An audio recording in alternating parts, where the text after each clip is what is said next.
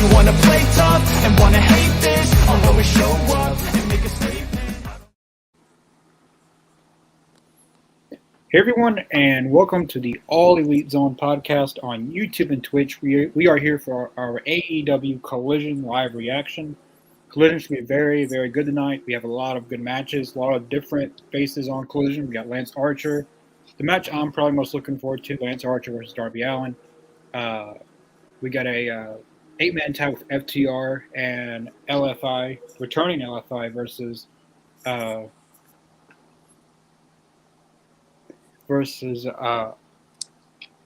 are they going against actually? So it's actually LFI and I think FTR against. Yeah, teaming up. Who are they fighting? I am drawing a blank as well. Oh, the Gates of Agony and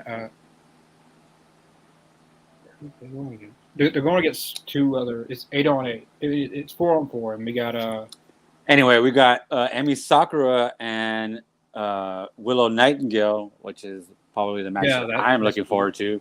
That should be really good. I think that's going to be an underrated banger.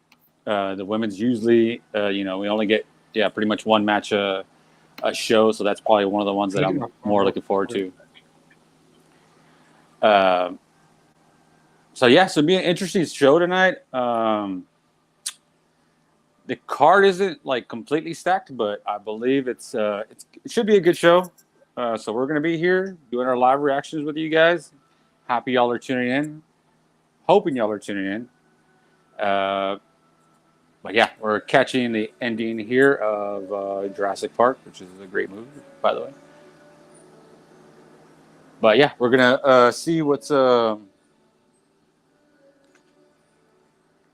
we're going to see how this show goes. Let's see what they start out with. I'm very interested in that. I am really hoping that Darby doesn't beat Lance Archer on a roll-up, because I am going to lose my... I talked about this on the last show. I am sick and tired of these little guys beating the big guys. I understand that, that's the way AEW does things, but hopefully tonight's a night where we can, change the tide on that. But it's rare, right, that we see Darby take an L on a one-on-one match. So that might start out the show. So let's check it out. We got the show starting live now. Let's see what we got. All right, so we're doing the pre-promos for the show, which I always love those. Yeah, they didn't have those last 2 weeks. Love that, because they did away with it for a couple of weeks, right? They went away from that. Yeah, about 2 weeks they didn't do them. I guess when CM Punk made a comment that he makes the show good on that CFF MMA, then they decided to bring it back. Ooh, Jake the Snake's back. Lance is very creepy at times. And Jake the Snake can be creepy, so this makes me never. I really hope to have Lance Archer fan. Yep. We talked about it last night on the Rampage live reaction. We said the best outcome for that would be, Darby Allin's got the pay-per-view match coming up. Right. Oh, they're all going at it. They did that last week on Collision. Oh! It wasn't on Dynamite. So we got AR Fox attacking Swerve backstage. I love it. And that's because I had said this on Dynamite, that I was like, I want some more backstage stuff going on. Man, I'm telling you, I think Tony Khan listens to the show. It's kind of weird, It's really weird how.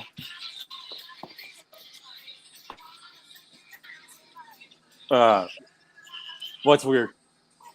That even when we started this podcast, it's kind of weird that a lot of stuff that we say ends up happening on the show in like a matter of minutes. Stuff, and we talked about it, right? We were like, we might think that Tony Khan might be watching this so secretly.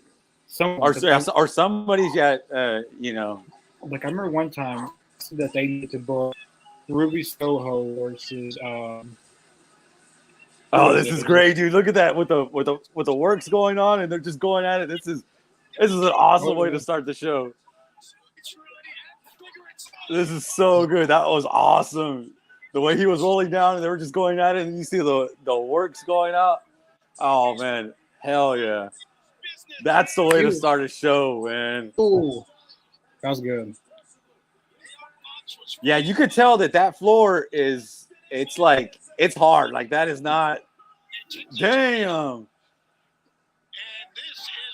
AR Fox was flying right there. That's exactly where we were. Me and Chris were. Yeah, that's exactly where you were. Hope And that's actually where I was looking at tickets for the show in San Antonio, December 23rd. Although I'm going to tell you right now, it's like 50-50 that I'm going to go. I'm trying to, because the one thing is I'm trying to take my nephew, but he might not be in town. Because my nephew lives in San Antonio, and he loves AEW probably even more than I do. And he's only like, I think he just turned 7. And dude, he has like every wrestler there is of the toys. Yeah, he's a crazy AEW fanatic. And I got him into it though. I'll tell you that. I'm the one who got him into that because at first he was watching WWE, and then I showed him AEW, and so now he's like all AEW. He doesn't even watch WWE. He's like me. He's like his uncle. I've seen a lot of kids like that. But they're all. I went to AEW Nashville in 2021, and there was this one kid who was like maybe 5-6 years old that was all about Danhausen. All about Danhausen. And you know the way at first when AEW started, when you would look at the crowd, you would see no kids. Like it was more like an adult show, but the way they got kids, or I don't know, like somehow, some way they were able to get kids' attention, and then kids started falling in love with it. Yeah, like I don't know, somehow they got the kids, which is what they need. They need to get the kids' attention too, because you need all the viewers you can get. If you get the kids' attention, then you get the parents' attention, and then the parents have to put it on. And that gets ratings, that gets viewers, right? So, like in WWE, like front row wise, you'll see a bunch of kids everywhere. But yeah, in AEW, you'll see like a lot of young adults or teenagers or older people, I guess you'd say. Yeah, that's what AEW was. I like that about AEW, that they brought back the, because WWE just caters way too much sometimes to kids. Sometimes it just gets overblown. And that's why I think that. No, like go ahead. The Cinnamon Toast Crunch match, like what the heck? Like, what was that? The Cinnamon Toast Crunch match that they had. I you know what? I don't even want to know. I don't even want to know what the hell that was, because don't bother. Yeah, like nah. Yeah, see, that's why I don't watch that shit. But AEW, like kids can get into it even with that being like a watered down version. Like there's kids that like the edgy product. Yeah. No. Yeah, and that's exactly. I mean, and honestly, it was like to me, like that's when, when WWE turned like PG or whatever, when they were just more catered to kids, because I know you too, like you watched, the Attitude Era, right? And that was not PG. Like that was good stuff. The Attitude Era was my stuff, and then it was but was it the Attitude Era? With Stone Cold, that's what I grew up on, and The Rock. Yeah. And then when they left, there was still some good stuff there that I watched for a while, and then I stopped watching. And then I came back, and then I watched off and on. I wasn't like dedicated the way I was like a kid. But yeah, I feel like that you kind of need a little certain amount of a kid audience, right? Like you got to kind of capture these kids. Like I said, you get the kids, you get the parents, you get them to take the kids to the show, because that's why like I'm trying to get I'm trying to find out because I don't know. They might be going on vacation for Christmas. So if my nephew goes on vacation, then I'm not gonna go. I want to go, but if I really wanted to take my nephew, but if he's gonna be out of town, like I haven't even told him yet because I talked to him a lot. I haven't even told him yet that AEW is gonna be in San Antonio, like right there in his backyard. Mm-hmm. He probably lives like 15 minutes away from the Frost Bank Center where they're going to have the show. So it's really close by, but I'm not going to tell him until I know.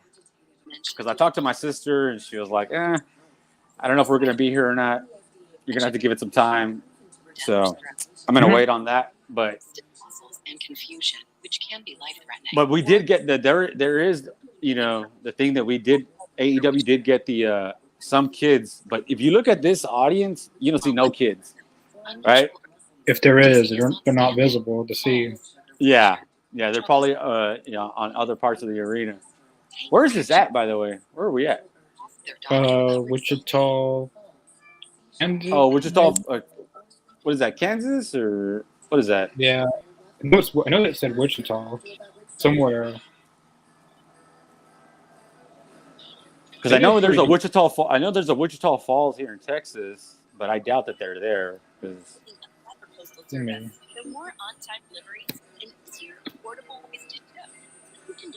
but it was kind of cool because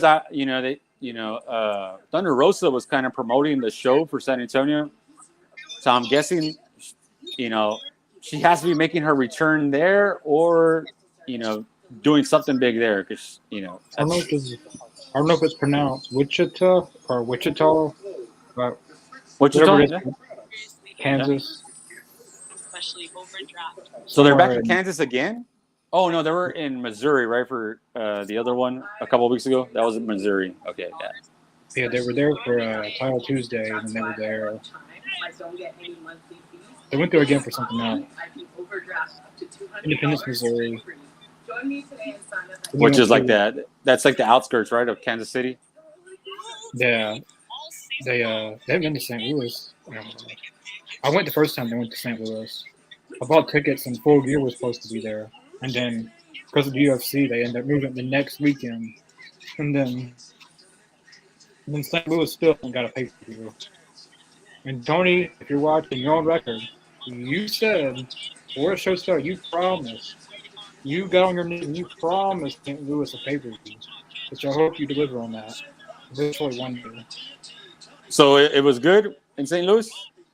It was good. Rampage. It was when CM Punk and Eddie Kingston had their promo, like their first promo interaction with each other. Oh, was that the one where Eddie Kingston told him that nobody wanted him there? Yeah, that was such a good promo. I love that one. That's one of my favorites. And everyone has you on record, Tony. You said you got on your hands and knees and you promised that you would bring. It was supposed to be Full Gear, I think, at the time, but UFC was around the same weekend, so they decided to move it to the very next. Nah, and I'm sure he will. Ooh, but if he promised, I'm sure he will do it. But he didn't say when he would do it, right? He was just like, "I'll do it," but he didn't. Did he give a date or did he give a pay-per-view that he would do it for? No. Okay. I'm assuming it would be for Full Gear, but it doesn't have to be Full Gear. Which they're adding pay-per-views, so more locations for pay-per-views. Yeah. I need to get on my ticket, Wrestle Dream. Not Wrestle Dream, World's End. I'm thinking about going. I need to get that taken care of. So you're really thinking about going to that one? Yeah, I'm thinking about it. I went to All Out in 2022. And I went to Full Gear in 2022. Nice. Winter is coming is Arlington, Texas.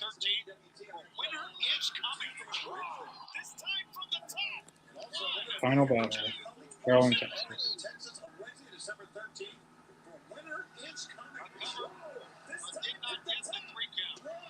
Dude, I love this. This is like the perfect way to kick off Collision here with this match. Yeah, this is a really good match. I'm glad AR Fox is getting some more time. And then these are two Washington guys or Seattle guys. So, and then we have a big backstory here with with AR Fox and Swerve. AR Fox was Swerve's right hand man for a little while there with the little thing that they had with Darby and Nick Wayne. So it's kind of crazy. It's kind of crazy. Just a couple of months later, they're fighting against each other. Always on Collision. She's normally never on Collision.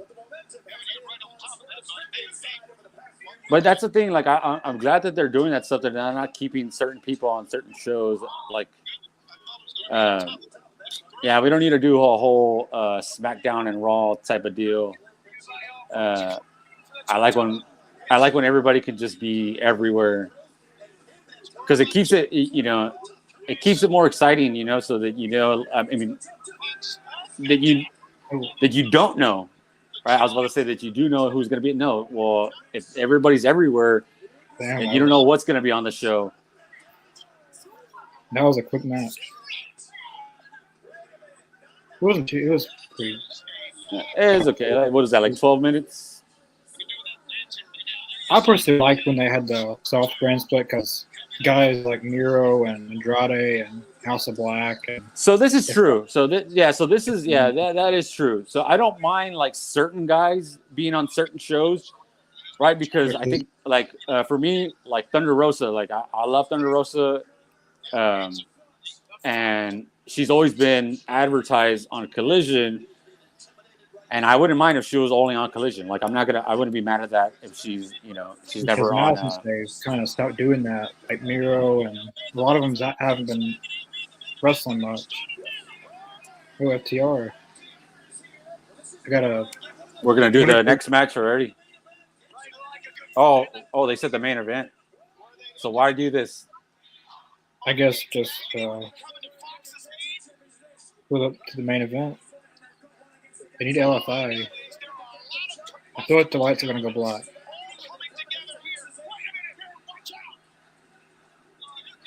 Oh, it starts in Big Bill. Yeah, this is building towards. Or they could do it next. I mean.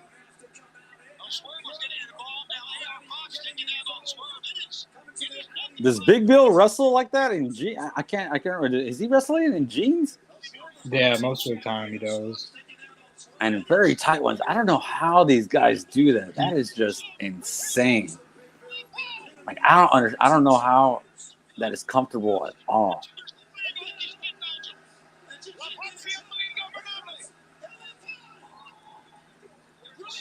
And they're wearing suits. Oh my god, that's even worse. I remember when Loki, he was in TNA and MLW, and he wrestled in a full-on suit, like a full-on tuxedo type suit, and wrestling it. I would see that, man. I've only seen highlights of it, and I'm like, did this dude really wrestle like that? So he really wrestled like that all the time? I thought it was just like when I saw one match of him or something, or like highlights, and I was like, is this dude really fighting this suit? I was like, he can't be wrestling like that all the time. It had to have been because of like a pay-per-view or something. He used to not do that. In TNA, he would wear like trunks or like what would you call them? Like it's like tights, but not like trunks. Yeah. And then he just went full on suit and tie and everything, and doing all kinds of high flying moves and winning championships. And I couldn't do that.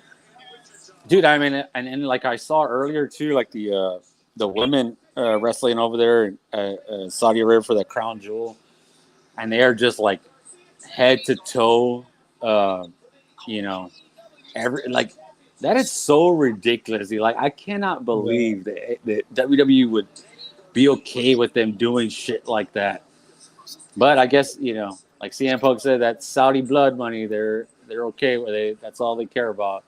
Because I can't imagine them being comfortable on that shit. Like if CM Punk went back to WWE, I don't see him ever going to a show like that. Yeah, 'Cause I mean, you can after you said that. Like, there's no way.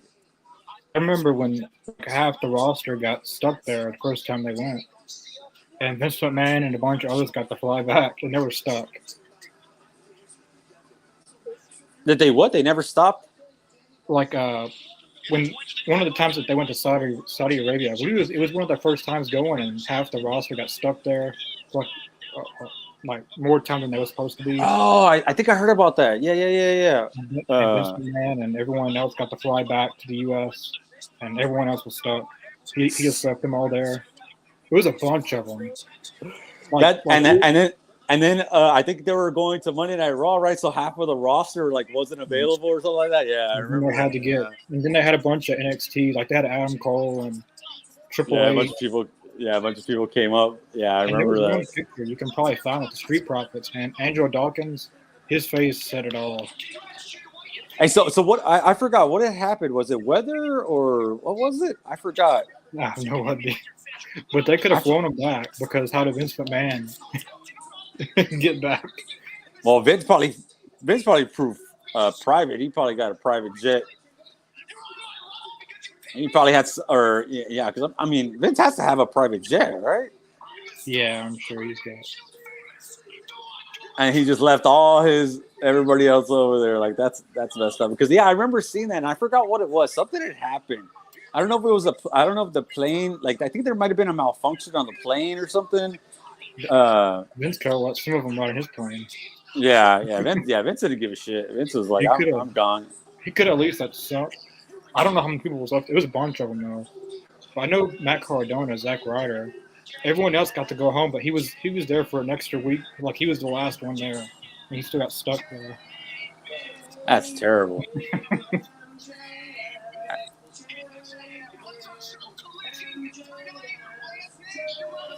So do you think? So they just had the boxing right there in Saudi Arabia with Tyson Fury and whatever. And Vince was there. Do you think Vince stayed all that time? I mean, for another week or what was it? A week or two for the WWE for that crown jewel. He probably. I don't know. He'd probably been there. I know the Undertaker was with him, and Betty Kane. And I don't trust anything that man does. Do you think he's still doing stuff over there? Right now? Yeah. Probably not. He probably didn't. After the event, he probably stayed mid-show. And,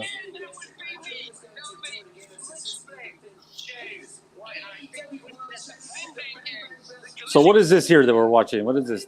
Is this like after the show on Wednesday? Or I guess so. I'm assuming so, yeah, because they're all together. The women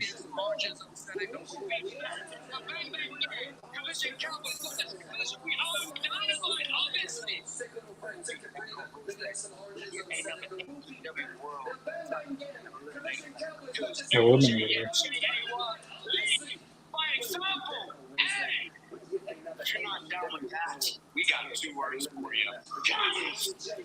Now a eliminator match because you're not in champion.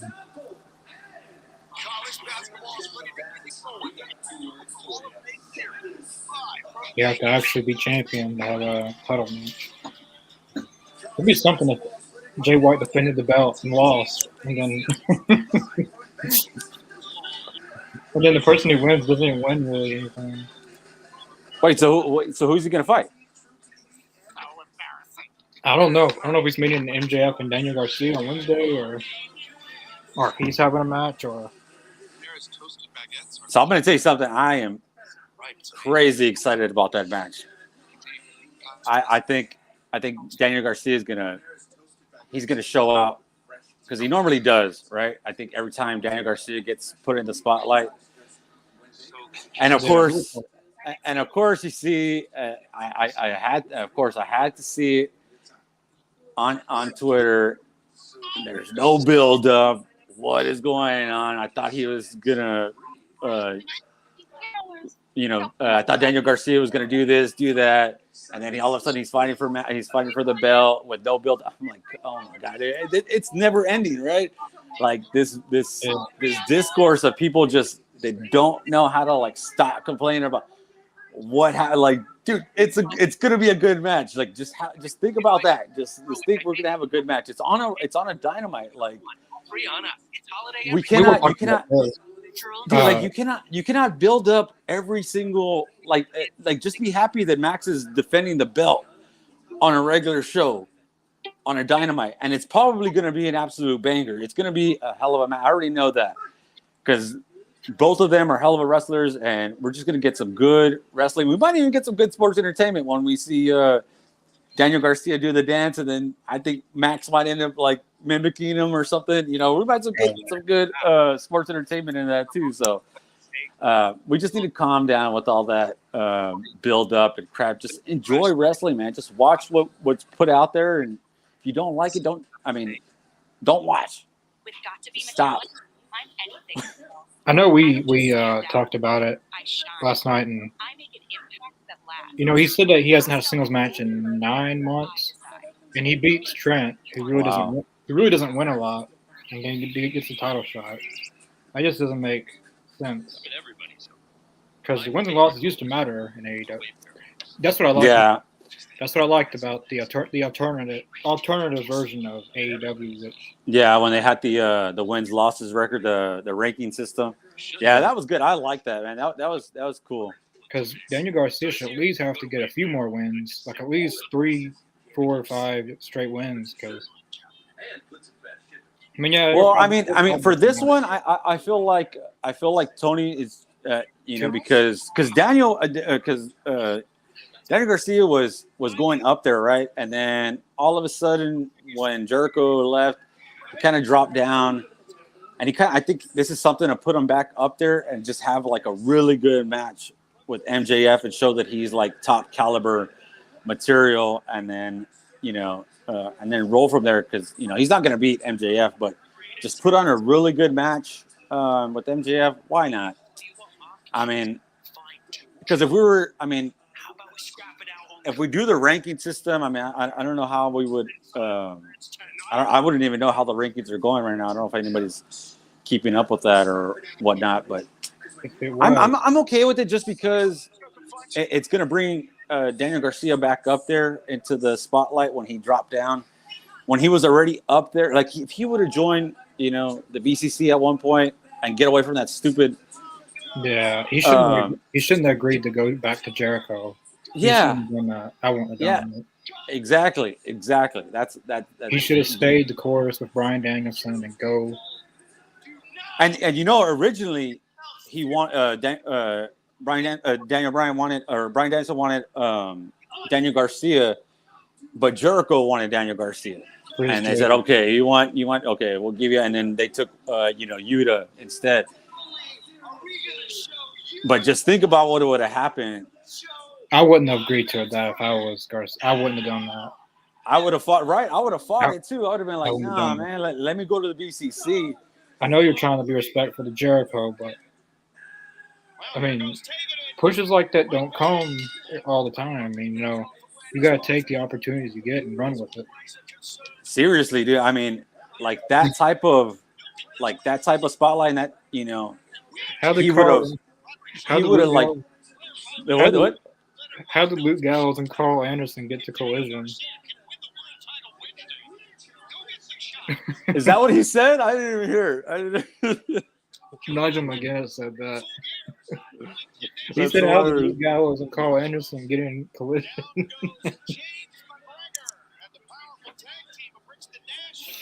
That's hilarious. The one guy, he kind of looks like Carl Anderson. Jason's watching Collision night. Air Fox. Yeah, that was a pretty good match to start the show. What shirt's going? I got for TNA. I got the 20 Years of Impact. I am wearing a Deadpool shirt. Oh, that's cool. Yeah, not AEW related, or not wrestling related. I've been to quite a few. Just at least. Uh, I can probably name them all. I went to Fight for the Fallen in 2019. I went to AEW Dynamite in Nashville 2019. AEW in South Mississippi 2020. Uh, then the pandemic happened. 2021 St. Louis. Nashville 2021. What else?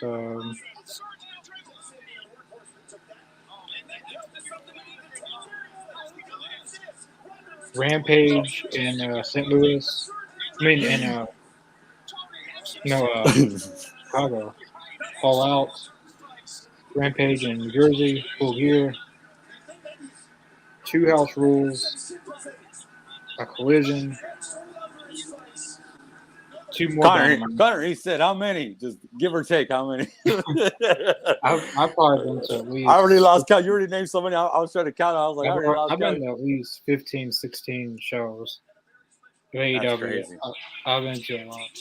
I've been to one. Which one was that? That one was here in Corpus. That was in December 2019. No, I remember that. Yeah, that was the only one that I've been to. That was hilarious, though. I just gotta say, Roger coming out of the. What happened? Go ahead, ask. Was that the one where it was a dark match, but it was Joey Janela, Jimmy Havoc, and Jack Evans? It might have been. So I left like halfway through the dark show. Yeah, it was already 10 o'clock at night, dude. I had worked all day, and then I was dead tired.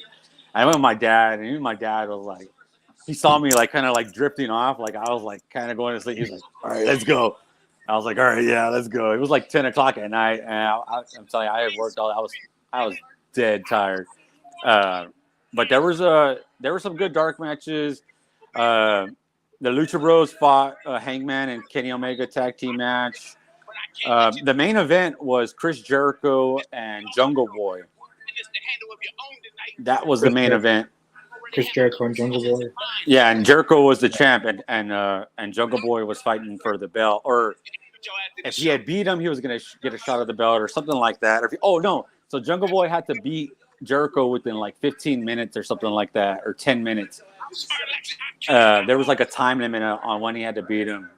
And it was pretty good. And then the Dark Order came out, and they just like rampaged. And that was when the Dark Order was like a whole bunch of people like masked up. When it was like 15, 20. There was like 15, 20 guys like coming out and beating up everybody.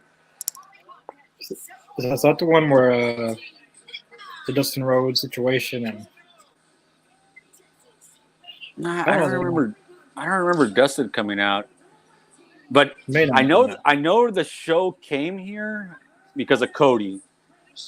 Cody and Dusty, Cody and his dad took a picture in that arena where the show was at on the steps, and I remember Cody always talking about that he said that the Corpus Christi was really special because that was a special pic with his dad that he took on the steps, like going up to the second mezzanine in the arena, and that even came out on WWE, like that picture. And I feel like that's why they haven't came back, because Cody's gone, so that's why they haven't came back to Corpus, dude. Because I mean, that was when and we got I think we got a show before anybody, before Dallas, before Austin, before San Antonio, before Houston.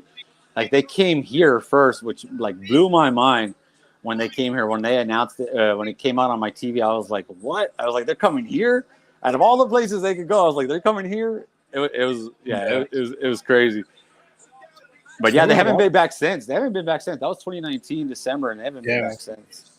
Everyone watching, if you guys have been to an AEW show, leave in the comments if you have, and if you have, leave what show you went to, city, state, and your favorite match, the show that you saw. Yeah. I'm not going to tell you mine because there's probably too many. Yeah, I'll just give you CM Punk and John Moxley. Ooh. Me too. That was one of my favorites. That's going to be hard to top. I don't know if anybody can top that. Here we go. Lance Archer and Darby Allin. The match I've been most looking forward to. Now, in this match, if I was booking it, Tony, if you're watching, please do it. Have Nick Wayne cost Darby, like do an interference or distract him. Have Lance Archer win. So it makes Darby still looks not as weak.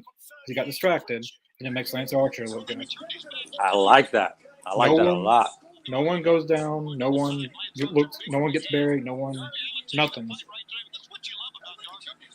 That's a good idea, Connor. I like that idea. The storyline. It still progresses the storyline and keeps Lance Archer involved. See, you should have brought that up on Dynamite. You should have set that on Dynamite because if Tony Khan was watching, he'd be like, I said it last night for Rampage. I said it.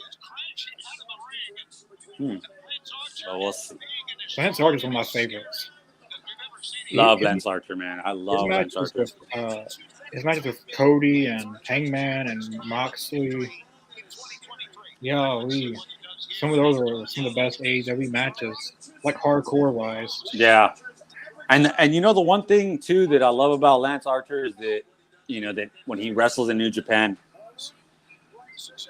because it's like these, I don't know, I don't want to say like real wrestlers wrestle in New Japan, but you have to have a certain skill and I don't know, like not everybody goes to New Japan, right? Like you're not gonna see like all these big guys go to New Japan, right, and wrestle. But Lance Archer was one of these big guys. Because like think about New Japan. Like how many huge guys did they have over there? There's like Currently, slim to none. It's hard to believe that Andre the Giant was in New Japan Pro Wrestling once. That's crazy. I did not know that. Yeah, that was.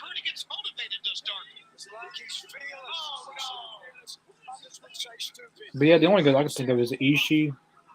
He's been over there, but yeah, big guy is. Oh, golly! He swung him pretty far. Oh, all right. So I'm gonna build a bit of delay here with you. Damn, I don't understand why that is. I hate that we're never on, and we're both on. Are you on YouTube TV? Yeah. I don't understand that. I don't understand how we're never on the same page and we're watching on YouTube TV. Yeah. One match I want to see is Claudio Castagnoli versus Lance Archer. It'd be interesting. Bro, sign me up for that. Hell yeah. I will take that in a heartbeat. That sounds like crazy good. Dude, there's like so many like matches between all these, because there's such a stacked roster that there's so many wrestlers that we could see like fight each other we've never seen, and yet we don't get to see them, right? But I think they should do the belt. They can still have a battle of the belts, but it has 4 quarterly specials. Only one of them are called Battle of the Belts, and one should be called the Unthinkable Matches. So Lance Archer, Claudio Castagnoli, Jericho, and Swerve, and then Kenny Omega and Wardlow, are like the matches that you don't really think of, but that are really, really good. Yeah. Yeah, right. And that would be good because you wouldn't need any build up for those, right? Because that's what the show would be called, is like unthinkable matches. Yeah. I guess that's what Wrestle Dream is for, but it's only one time a year, so it'd be nice to have something called differently. But yeah, it'd probably only be 3 matches, but that's enough for an hour show. I mean, what did you? I think you named 4 matches. That would do. I don't even think you could do 4. I mean, I think you could do 3. 2 men's and 1 women. Oh yeah, you would have to definitely do a women's match. But yeah, there's but going against saying again how much there's this roster is stacked and how many matches we haven't seen that we could see. And it's crazy, right? Because when you watch WWE, it's the same old repeated stuff. That's why I don't watch it, because it's just like it's over, it's repetitive. You see the same people find the same people. Every now and again, you see a match here and there that you haven't seen fight, but it just seems like the roster I don't know, it just seems kind of secluded as opposed to the AEW roster. It's more, and well, I don't even know if there is a Raw and SmackDown roster. I don't know if that's a thing. Yeah, kind of. Right, it's like a half and half, right? Because sometimes the Raw people will go to SmackDown, sometimes the SmackDown people go to Raw, so it's like it's not even Andrade versus Hangman. That's never happened. At least I don't think that's never happened. Has that never happened? I've never thought of that match. I don't think it has happened. I would love that match. I don't think they've ever encountered each other once. And that's what I'm saying is like there's so many matches that we could see that we haven't seen, and yet because the roster is so stacked, and then it goes back to that thing that I was saying is that everybody wants like a build up to a match. So let's just have some freaking good wrestling matches. People you never seen wrestle before. Like, why do you gotta like MJF and Daniel Garcia? Like, why do you need a build up for that? Let's just see these two guys, wrestle, and let's just watch a good wrestling match. Like, who cares if there's a build up or not? I mean, it's honestly it's going to be a good match, but it's honestly a warm up for MJF in Full Gear because the ultimate story is MJF and with Jay White. So, and MJF has never wrestled this much in a month. Like he's never done this. And like this might be the only time we get this. And probably the past several months now. I would say like in the past like 3-4 months span, he's probably wrestled more than he had, before that the previous 8 months. I would say his entire 2019, 2020, 2021, 2022 years combined, he's had more matches this year than all those years probably. Which is probably it's probably a good thing he is, so he gets a big cash renewal. Yeah, because you have to show that you could take on that responsibility, right? If you're going to be the champ, everybody's coming for you. You're going to have to take all the punches and roll with them. Damn. right now, right? Because no, oh my God, there's no way I was wondering what you said down about. There's no way Lance Archer should lose this. He's done made Darby look like a wimp to him.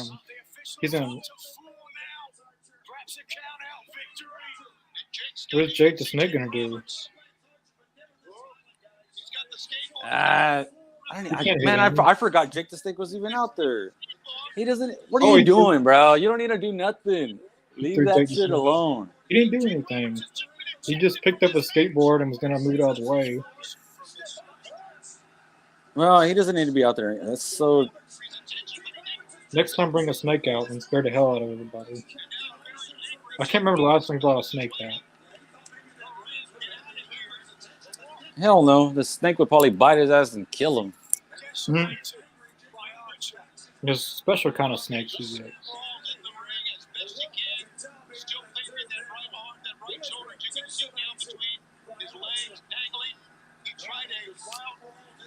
I hope that doesn't. I believe Darby's actually injured right now. He had a cast on Dynamite when Ric Flair was on.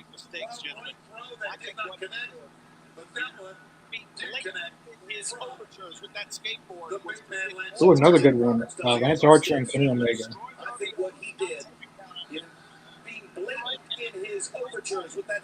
Yeah, man, come on now. What's going to happen here? I would love to see that match. Damn, yeah. Oh. I think it's rare if I were to ever hear somebody say these two wrestlers never fought. I would like to see these two wrestlers fight. I doubt that I would say, no. I think every time I've heard somebody say a match that we never seen before, it's always something that would be freaking awesome. Speaking of that, kicked out. What the hell? What the hell was that? He kicked out. His shoulders were up. What the heck? See, AEW's killing me with this shit. He kicked out. There's no way. Did he not just kick out? It was a 3 count. He kicked out after. This is Oh, ridiculous, though. That he, one little stupid ass move. Come on, man. Lance Archer is better than that. Stop putting my man in the doghouse like that. That's ridiculous. Man, Lance Archer deserves better, bro. This is ridiculous. I love Darby, man, but come on. don't never push the big guys.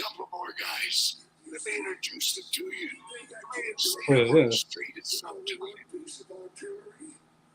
on out, guys. I really don't care who it is. Yeah, because I'm already fucking disappointed that Yeah. I called that they were gonna do this stupid crap, man.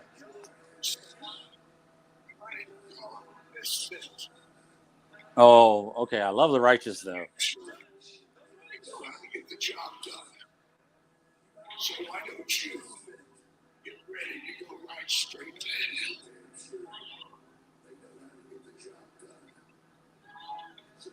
Revenge is forever. It's showtime. No! They want revenge. It's showtime. It's showtime. Blackout. None of this makes sense. Yeah, I don't get what's going on here. Lance Archer just tossed Darby all over the ring, chokes on him on the floor, and then just gets beat with one move from a guy that he could destroy.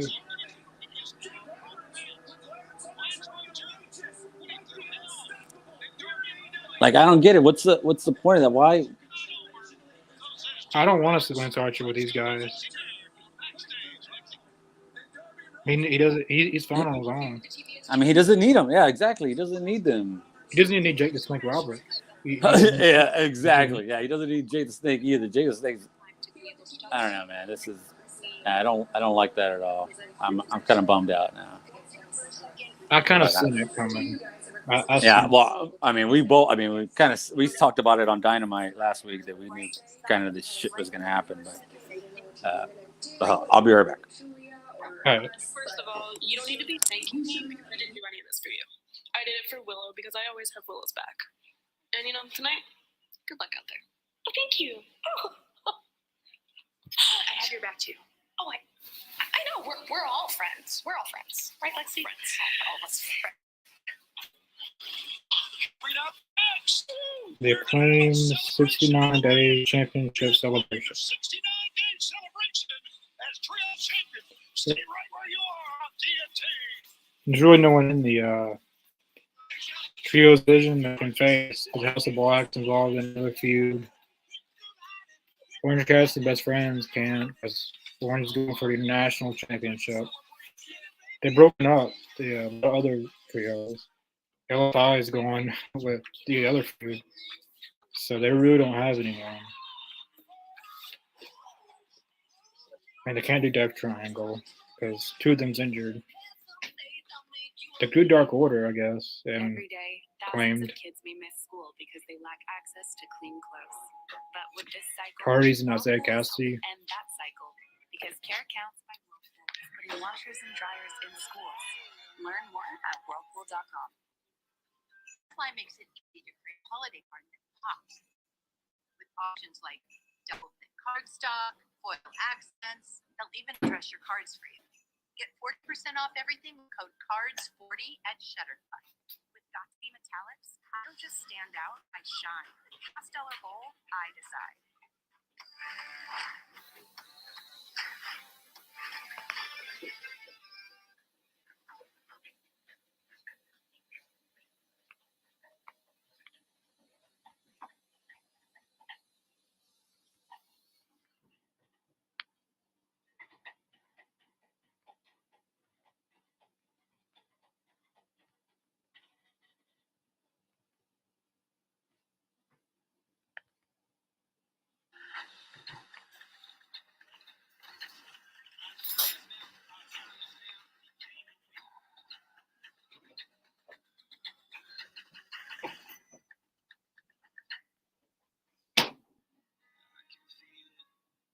Kane Brown. Check out my song I Can Feel It on YouTube and YouTube Shorts. So next, got the Acclaim celebration thing, I guess.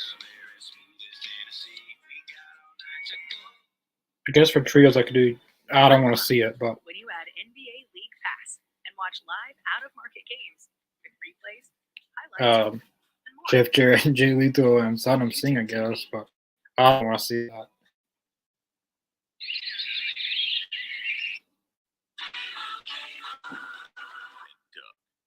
And Doug says you can customize and save hundreds on car insurance with Liberty Mutual. This is Mark center stage.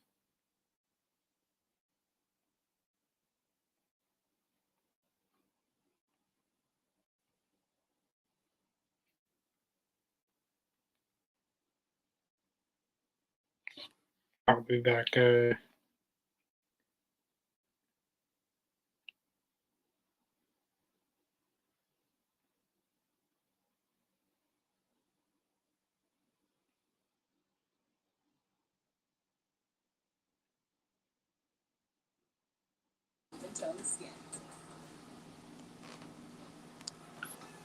All right. I've got the hype man, Alex Abrahantes here. Last night on Rampage, we saw Penta pick up a huge win. What's next for you guys? Well, Lexi, last night Commander and Ihole Vikiko and Penta tore down the house, showing the world that lucha is life. Talking about Fridays, we all Saturday, maybe you see what I just did earlier tonight in the opening of the match. Hey, Fox, we got a victory all over again. Let's actually talk about what you did. What you did a couple weeks ago and violated Hangman Adam Page and his family. You see, there's one thing that Penta loves more than lucha, and that's his family. So what do you say this Wednesday on Dynamite, Penta beats some respect into you? Ooh, Back in the day, me and Penta both used to wear masks. I like that. I look forward to finally seeing what's under it this Wednesday. I see that. Look, there we go. That's a very, under the radar type of match that we've never seen before. Penta and Swerve. Oh, that's interesting. See, and that's it. Look at that. I mean, just like that, we got a match that we never seen before. And you could you could literally name like 30, 40 matches, and you wouldn't even be able to come up with Penta versus Swerve. You could name a whole bunch. Yeah.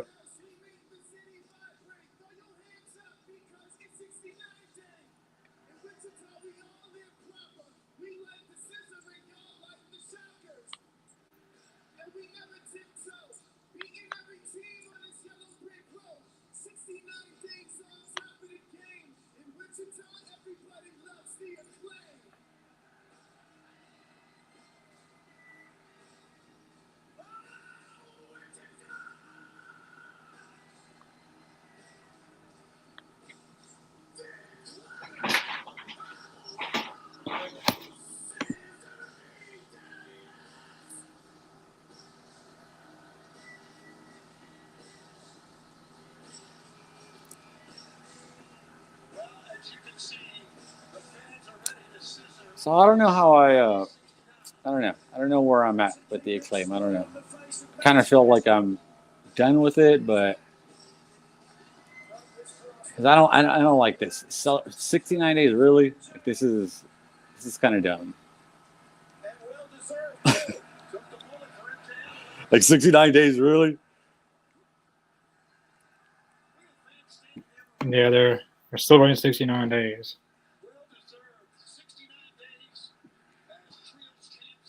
That's 2 months. And I get this, and I get it's a 69 thing is what they're saying. The House of Black out like 175 days. That's what I'm saying. Like, so they're just doing this because of. And I see that we do have the pink on our graphics thing here. So yeah, this was for Owen Hart tournament when Collision had the Owen Hart tournament, and I just used it. I just use it for that, but I like it though. I like it though. It looks cool. Because I remember the last time I prefer this than to have like a wrestler in our background. I remember like one of our shows, we just had like Brian Danielson's nipple that we were looking at.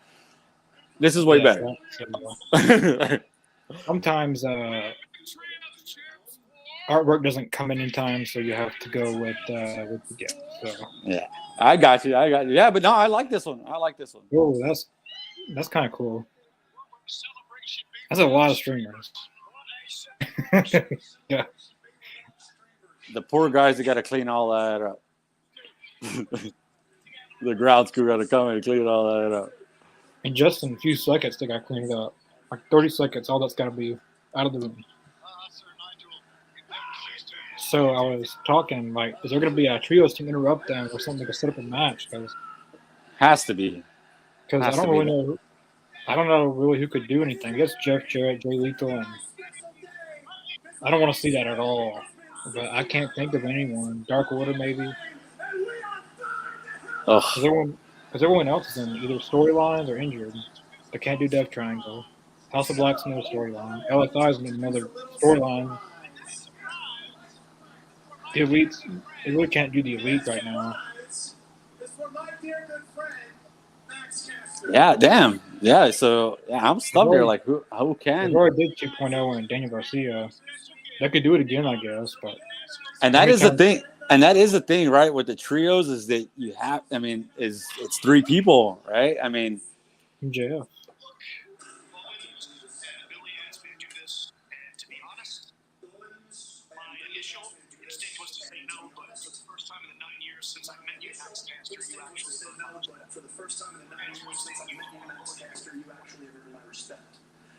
Max, where's the real MJF?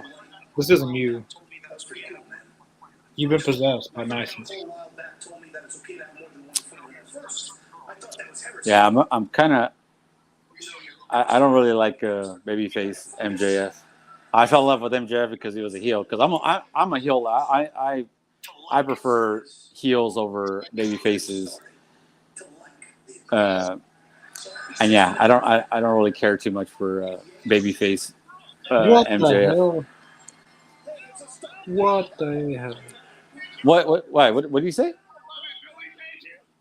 Oh my god! What did he say? He's just crying, like acting like he's crying. So.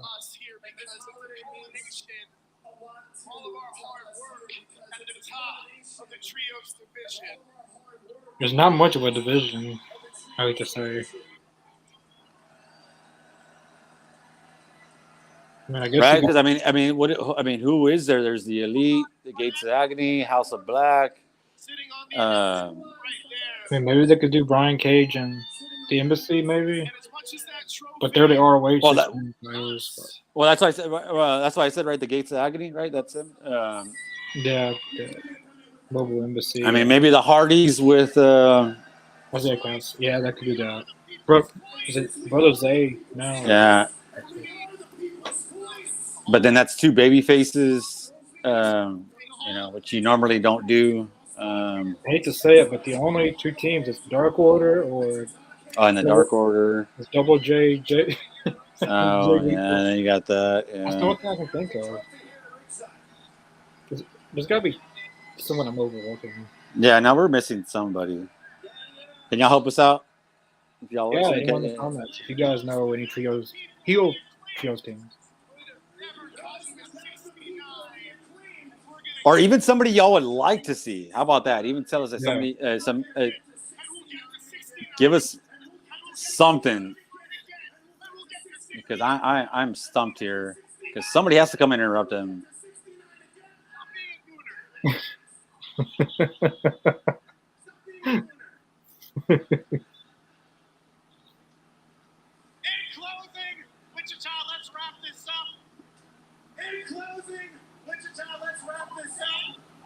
They're dressed to wrestle too, so. I just want to know how I'm going to 69 everybody in here. I just want to know how I'm going to 69 everybody in here. What's going on? I don't care. I'm confused where this is going. This is a waste of time.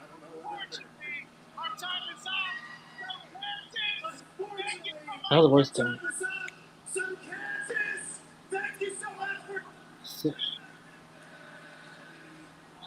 Hey, why don't we have Ric Flair, Hulk Hogan, and I don't know, someone else go against them? I mean, golly. Yeah, this is this is why I'm falling out with the Acclaim, because this is ridiculous. Well, who's?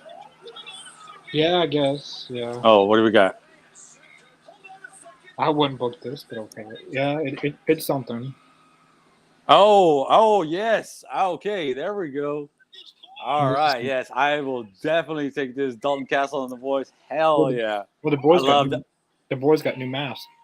I love Dalton Castle, man. I'm a huge fan of this. Yeah. He's very unique. Hell yeah, dude. That's the best. Then that's what makes good wrestlers, great, is that when they have these unique appearances, unique personalities, you got to stand out from everybody else, and that's definitely what Dalton Castle does. I didn't think about. See, I knew we were overlooking someone. Well, I mean, I didn't even think about ROH. Yeah, because I don't really include ROH in the AEW because right, it's not AEW. But hey, they don't really have a lot of trios teams, so this is probably the best matchup they could probably do right now. I'll take it. We need, right, because we're just talking about it. They need something, right? Yeah, something. Even if it's from ROH, that's something. Yeah, and I'll take this. Because I really don't want to see Jeff Jarrett. I mean, I like Jeff Jarrett and all them, but I've seen enough of it. Oh, absolutely, yeah. And yeah, I remember. I think Jay Lethal's going to end up fighting. Eddie Kingston for the belt at that final battle. Yeah. So. Bryce, Frank, thanks for watching. What's up, guys? How do you feel about Jake Roberts and Righteousness? And also, you hear Matt say there are going to be changes in AEW. Me and Jeff are going to take it. I'm more helping. Part of the heel will be interesting. Then Matt and so the Hardys are going to turn heel. As you're saying that you heard. I know what. Awesome. Yeah, that could put them heel and turn on Isaiah Cassidy. Then Mark Quinn comes to save his brother. I guess I could do that. Yeah, you could do something like that. I guess I wouldn't mind it. Now the first comment how do you feel about Jake Roberts and Righteousness? Well, we kind of commented that, we kind of said it as it was happening that we didn't really care too much of that. If I'm going to be honest, I don't really care. I just want to see Lance Archer. I just want to see Lance Archer get a push, like big guys in general get some type of credibility or something. That we talked about. These big guys are not getting enough love in AEW. And we talked about this on our Dynamite live reaction shows, that these little guys keep beating the big guys. Yeah. Which is, I mean, you can have one every once in a while, or have, Orange that has the belt. But if they don't have the belt, like, there's no reason that Lance Archer is tossing around Darby like a rag doll, and that this is just a crazy mismatch. And you said it, like, he was like beating the crap out of him all match, and then Darby does that one little crappy move and then pins him 1, 2, 3. Come on. Right, make it make sense. Has to be something something to make it make sense. Exactly, like you said, make it make sense. Do something to make it make sense. I mean, I could see Lance Archer and the Righteousness together, because just the characters I could see. Maybe that could be a new trio team in AEW. Well, so see, that's that. Yeah, when I heard you say that, I was like, well, we kind of do need another heel trios to go after those belts. So maybe if I wouldn't be mad at that. Maybe if you're doing the booking right, maybe you could have Righteousness and Lance Archer take the titles off the Acclaim eventually. I'd be up for that. I'd like to see that.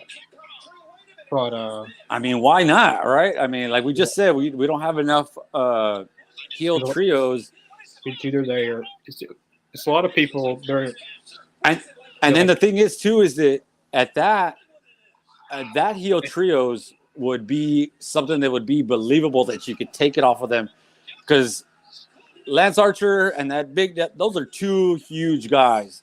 The other big guy, I forgot his name. The one Dutch, right? Dutch. Yeah. Lance Archer. Those are two huge guys. One of them is a big, huge, fat guy, and then Lance Archer's just a huge guy. Like that would be believable that they could take the belts, because if you were to put the Dark Order, you already know like the Dark Order wouldn't take the belts from the Acclaim. But this is a match now. So that's why I had said that I was like they're out there in their wrestling gear. So yeah, so it wasn't to set up for another match another day. Now this is so we're getting an actual match. I don't think it's wise for. I don't think Billy Gunn's wearing actual tights. Well, he has this. It looks like he's wearing some shorts over his tights. It looks like. I'm not gonna get into that. I don't want to talk about what he's wearing or something like that. But, yeah. I mean, that's fine. That's not a big deal. We're not gonna. Yeah, we don't need to worry about that. But yeah, he. I guess is it even for the trios titles or just? I didn't get to hear whether it was or not. If anyone knows, let us know if it's just a normal match or if you guys heard it's 40 trios titles. But I would assume it was, right? I mean, might as well. Exactly. I mean, because they're not gonna win anyway, so why not? But a lot of trios teams are either stuck in other feuds. So here we go. So looking at the graphic, Connor. So we see here. This is what we missed. So FTR, LFI against Ricky Starks and Gates. Okay. And that's our main event, right? And I am not crazy excited about that at all. He said that in this podcast. Yeah, I know my podcast. Chris Lee Claire, thanks for tuning in. Willow should not trust Sky Blue. I don't know what side Sky Blue's on now. Yeah, I was about to. I'm with you. I'm like 50-50 on that, right? Because I'm like, well, she could have done something with Julia Black on Dynamite, but then sprayed the mist in Julia Hart's face. So, and then she said that she has Willow's back, which. But I think, Chris, to your point, I think to a certain point, I think we're still going towards Sky Blue going heel. And eventually, probably will turn on Willow eventually. So I wouldn't doubt that. Like people, she's trying to make people think that she's not with Julia, but the ultimate goal is to fool everyone. Yeah, it could all be a ruse. Yeah. What if Sky Blue's the person in the mouse? That would be weird. Yeah, that would be. Yeah. I would much prefer it to be Britt Baker if it was going to be a chick. I'd prefer it to be Britt Baker because that fits more into the storyline, right? Because Sky Blue already got her thing going with Willow and Statlander and Julia. They got their own thing going, which is pretty cool. They need to put some more time into that as well. And maybe we'll get something more of that, right? With Willow fighting Emmy tonight, so Emmy Sakura. So I think at Full Gear we might get Willow versus Sky Blue. If there's a heel turn. Yeah, if there's some type of. But it kind of seems that would be a little sudden though if it does happen because we already got Full Gear in 2 weeks, so might be a little sudden. Maybe at Winter is Coming. That's or World's End. Yeah, there's a lot of places they could have it. It doesn't have to be on a special thing. It could be on a normal Rampage, Dynamite. Oh, this is which they more than likely could do. Alex Moore. Hey, from Chile. Chile. Hey. Thank you for watching, Alex. I don't think we've had anyone from watching from Chile.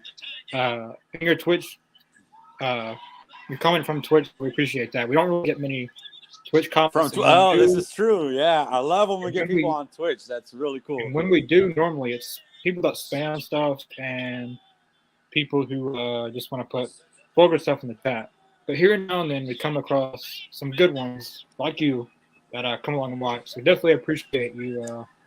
Hell yeah, Alex. Thank you, man. Thanks for tuning in with us.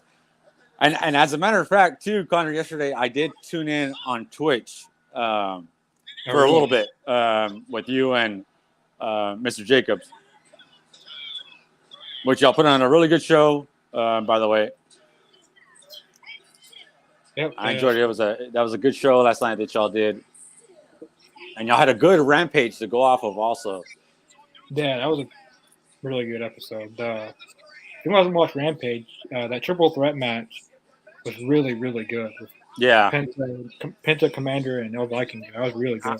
I love the luchas, man, and I really wish I would have been able to tune in and done the show with you guys because that seemed like a super fun match, and it would have been super fun to be to do the watch along with the live reaction because that was like really fun. I was watching that stuff, so I watched it this morning, and I watched the show with you guys. What do we got here? Blue Miss Julia Hart's face and hit her in the neck. So I couldn't really tell, right? So I was thinking the same thing that it didn't really hit her. So Chris, are you thinking that she missed her on purpose? That it was just supposed to look like that, and she's really rolling with her, or do you think it was just a botch and she doesn't know how to throw mist and it just missed her by accident? All right, so what do we got with Andrade? This week, I will give my answer to CJ face to face. ¿Entiendes?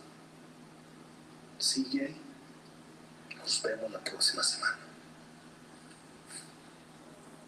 So, it more than seems like we're gonna get Andrade versus Miro at Full Gear, right? I mean, this seems like leading up to a match at Full Gear. That's what it looks like. That seems. Alex, do you see WWE? If you watch it, what you think about Control? Now, we don't really normally do WWE stuff on here. We do. It is the All Elite Zone, so our product is more so AEW, but we do sometimes WWE stuff. Like on Talking Elite, we do have like topics that are based on WWE, like WWE gimmick shakeup or the gimmicks of the Golden Age or Attitude Era stuff or new WWE stuff. Rarely we do. I did watch Crown Jewel a little bit. I really. It was okay. It wasn't something I would personally. And I'll tell you, I do not watch WWE, so I don't know anything about. Well, I know about some stuff from what I see on Twitter, so I do get to see like some highlights and stuff of matches, but that's no fault of my own because I don't watch WWE at all. So that would be more of a Connor because I know Connor will tune into WWE, so that would be more of a Connor question. I mean, but again, like I said, this is the All Elite Zone, buddy. So let's try to keep that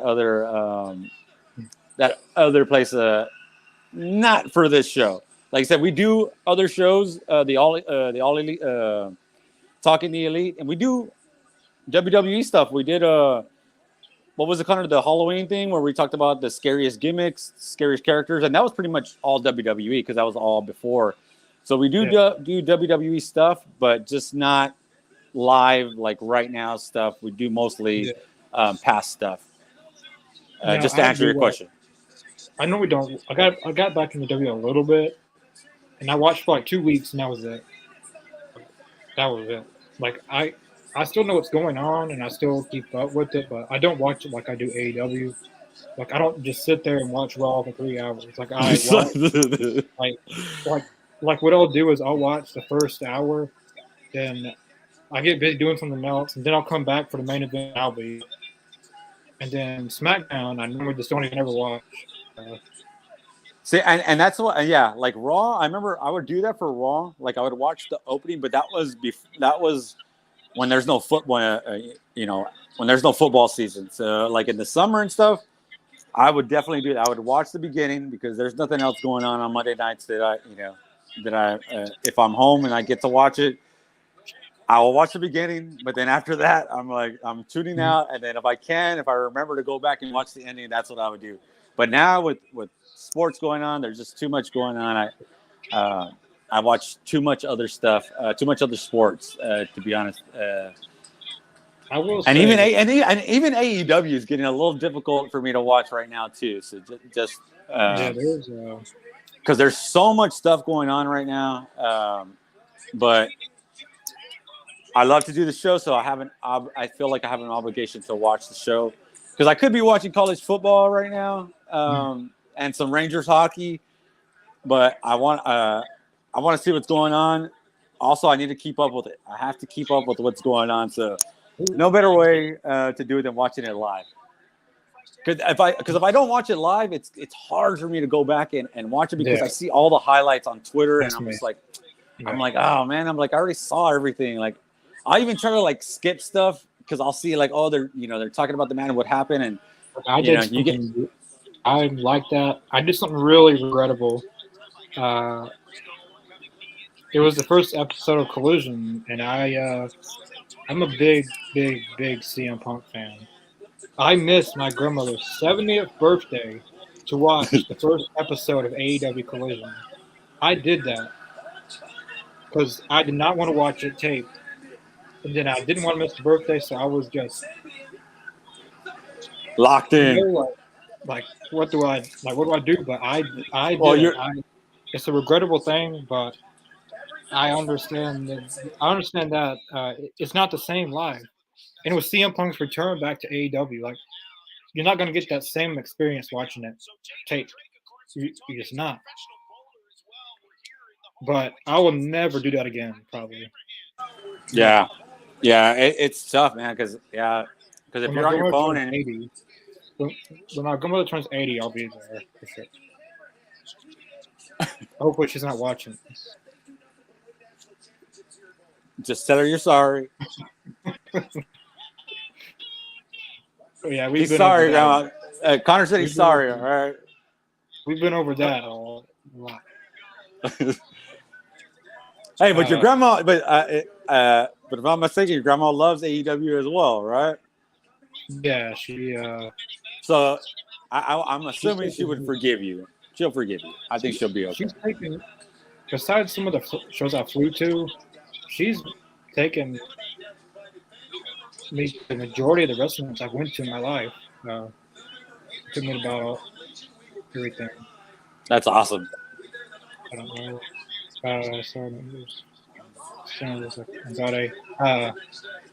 We can understand you find else. What are you sorry for, Alex? Like, I mean, you're good, man. You're not talking. I mean, you're typing, so you're good. Yeah, it's great. I watch AEW for fresh product. I agree. Yeah, we gotta. Like I do think that WWE has improved a little bit, but AEW is more watchable than WWE still. Even though AEW is questionable sometimes with the booking, but it's still watchable in WWE. Yeah, because you're gonna get some good wrestling, right? Because that's the one thing. Yeah. Is that watching AEW, you're gonna get good wrestling, even if you don't agree with what's happening with the outcomes and whatnot. But at least it's wrestling. Man, I cannot believe Dustin is still delivering Canadian like stories. that. Like that is crazy. And Keith Lee's in the ring.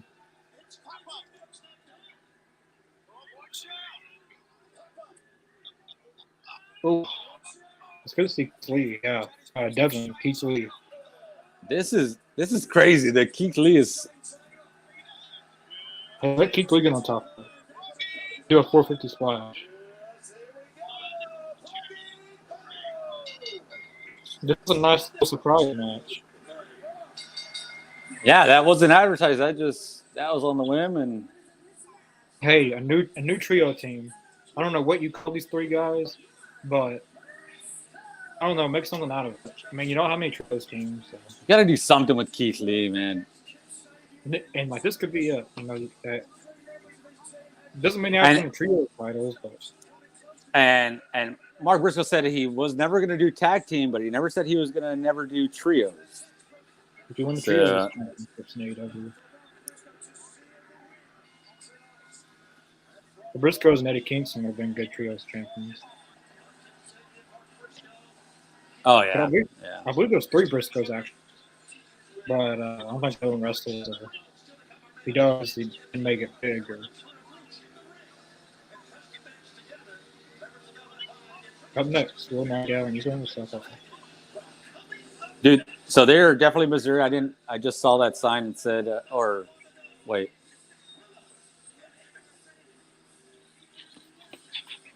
I'm gonna ignore what I just said. Alex, thanks for answering my questions. Yeah, we answer all of the questions to the We YouTube actually questions. encourage you guys to ask us stuff. Like we enjoy the interaction. Me and Connor love the interaction. We want to do more of that stuff with you guys. I think that's for me. I love doing that stuff with you guys instead of just. I mean, obviously we're doing the live reaction, but we love to talk with you guys and answer stuff, ask us questions or just comments. We like to, because we'll even just talk about you guys' comments. We love you guys like interacting with us. That's me and Connor's thing. Like me and Connor love to interact with you guys. So all the comments y'all want to say, questions, whatever, give it to. We'll answer everything. We'll talk about everything. Yeah, we definitely show all the comments and we answer just about all of them. If it's a question or just like Keith Lee Rose, we always show them.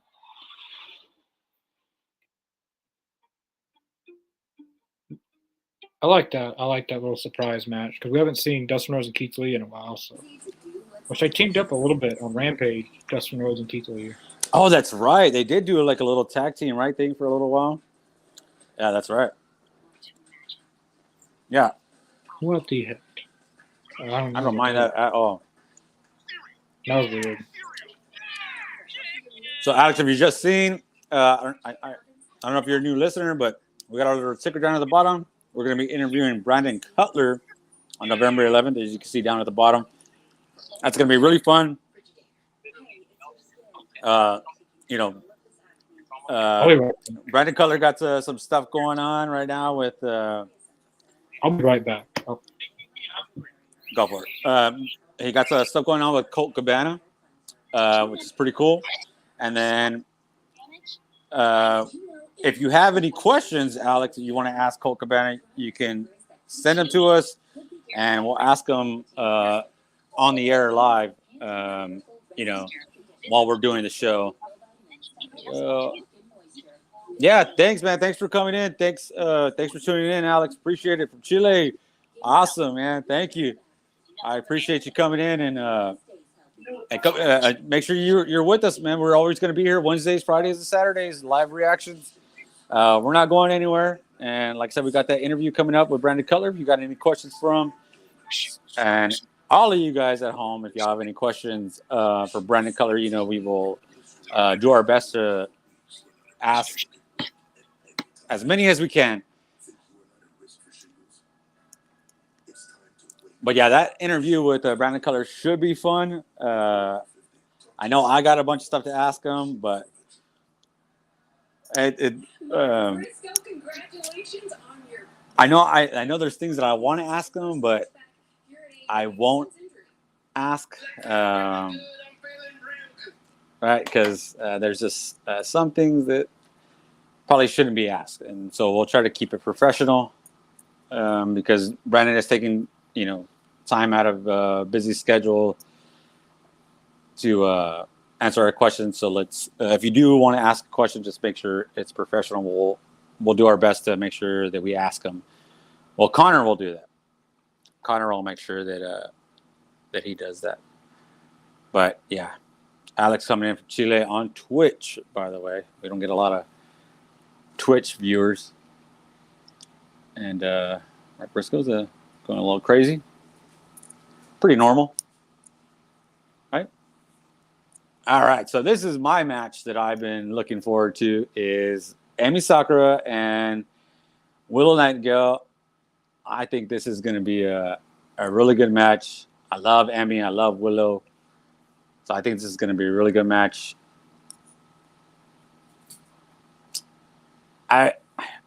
Honestly, I think Emi might be probably the most underrated women's wrestler in AEW. She's a vet. She's a pro. You never hear anything bad about her. Everybody backstage love her. She's such a pro, and yeah, I really love Emi. I love her style. Well, honestly, I love all the Japan wrestlers that come. I love all their style. I'm a sucker for that stuff. But I think this should be a good match, guys. What do y'all think?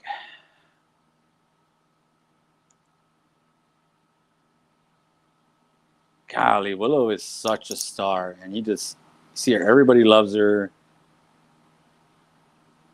She just has it, right? I mean, every time I see Willow, I just think she has it, and she's going to hold either that TNT title or that women's title eventually. And look at that. Oof. That's tough, man. That's tough. To go shoulder to shoulder like that with Willow, there's not a lot of women's wrestlers that could do that on that AEW roster and the entire world, I think.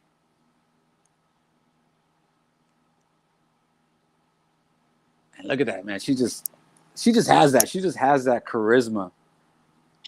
Okay, I had to spend a whole block and just show my time. What was it? What happened? I just had to run across.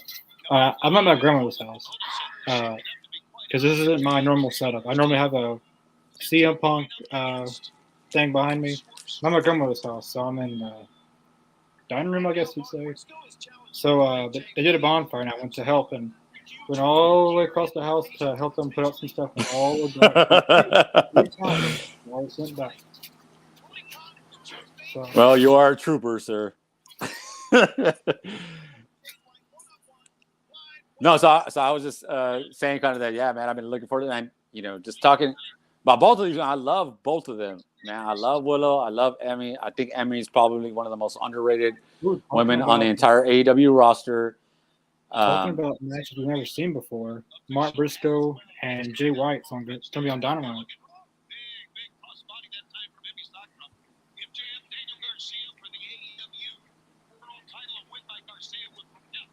Is that coming up on the graphic or what? Or did he say that on the promo? Yes, it was a graphic. Oh man, I had muted the dang promo. Well, like they showed it on the bottom. Oh, there was a graphic for it? Oh, okay, I missed that. Then they got a Pentagon and Swerve. Two matches that's never, ever happened. There's no way that we say this and then it just happens. So many times this has happened, and things that we say end up happening. Right? It's like too many times. It's like eventually it's not a coincidence, right? It's like there's a reason why. There's a reason why. We've done this podcast for at least almost 2 years now, and there's too many things that happen that end up happening in a short amount of time. Like I said, they should book Ruby Soho versus it was someone, and then the very next week they announced it.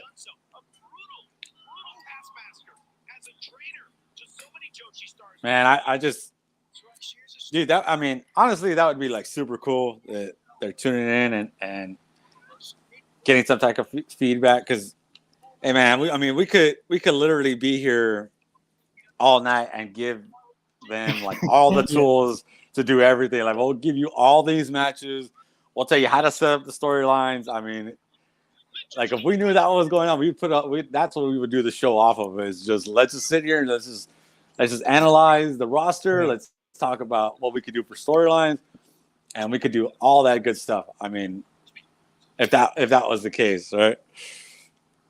I don't know. There is a good possibility that. See, I tweet Tony Khan probably on a daily basis. So there's no way he doesn't see my tweets. And he's Yeah, liked, I'm sure he has to see him. he's liked quite a few of my tweets before. So Really? yeah, more than once. And I promote the podcast normally, so he doesn't follow me, but I don't know. There's something to that. Well, I mean, we usually put the hashtag on there for Dynamite, Collision, and Rampage. So I'm pretty sure he looks at that stuff eventually too. Yeah, normally what he does is a lot of times after the show's over, he'll go under the Collision Live thing and look at the live chats. And then sometimes he just likes them because that's what he does to me a lot. Or sometimes he'll wait till midnight and like something like 2 a.m. in the morning, which he doesn't sleep. So I know. I was about to say, like, yeah, Tony doesn't. I don't think he sleeps because I remember after Dynamite, like, yeah, he tweeted like at 2 or 3 in the morning, and I'm like, Jesus, I'm like, does this guy freaking sleep? Like, I don't think he does because he stays for everything, right? He stays for all the stuff that happens afterwards. He's there for the Ring of Honor stuff, and then by the time all that's said and done, and probably talks with the backstage people, talks with wrestlers, probably till midnight, 1 in the morning. Then he has to Jaguar. by the time he gets home, he gets to the hotel, right, to go and sleep, it's probably like 3 or 4 in the night. So he's still tweeting like, thanks for tuning in, and at 3 in the morning, it's like, bro, go to sleep. But then Because because the other thing, he promotes the West Coast shows, right? Because he promotes the West Coast shows too. And then also he's got to clock into his Jacksonville Jaguars. Yep. And Fulham FC. He has to make sure everything's going on with that as well. So I mean, yeah, that could take he has up a lot 24-hour day. Yeah, he has a lot on his plate. Mikey R. Rocks, thanks for watching. I haven't seen you comment before. Thanks for tuning in. So, Mikey, Emmy, man. Davis, big fan of Emmy. I love Ema. There's a lot of people that like Ema Sakura in the chat. Nice. I like Ema Sakura too. She's been one of my favorites since day one. Hold up. I need to let my dogs out. They're bugging the crap out of me. I need to let my dogs out. Hold on. I'll be right back. Right.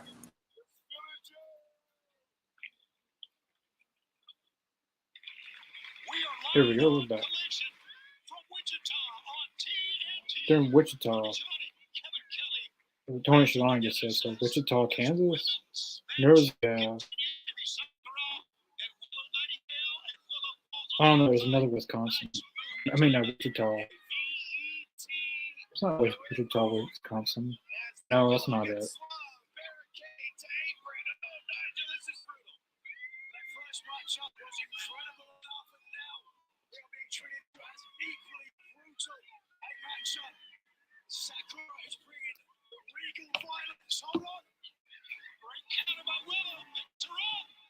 Watch the referees count on the outside. Be careful. Oh my God! They're going on the floor. Driver now. Every Sakura is in major trouble, you guys. And Willard's going to take flight. This has been a pretty decent match so far. From what I've got to see of it. Oh, that was good. The Will Nightingale. The match has been pretty decent. Not the best Collision episode, but the first match was pretty good. It was really short. It got like 14. Oh, speaking of people who haven't done AEW in a while, Julia Hart will be going against Red Velvet on Dynamite on Wednesday. We haven't seen Red Velvet in a while, it seems. She hasn't been on AEW in quite a bit. Last time we've seen her was when Jade was champion. It's been a while since we've seen her, so it's good to see Red Velvet back in AEW. She's one of my favorites since 2020 when she signed. I believe that's when she got officially signed. She definitely there's a lot of women that deserve to be used more. Red Velvet, Tyler Valkyrie, Allie, Penelope, Abaddon. The list can keep going on and on and on and on. That's why the women need more TV time to be able to get more women like Ema Sakura, Red Velvet. Because one women's match per show it can only do so much, and backstage promo can only do so much. So I'm glad that Red Velvet's getting a match on Wednesday against Julia Hart. Julia Hart will probably win, but both of them are young, up and coming talent. So it's good to see two women, young up and coming, coming up on their biggest show.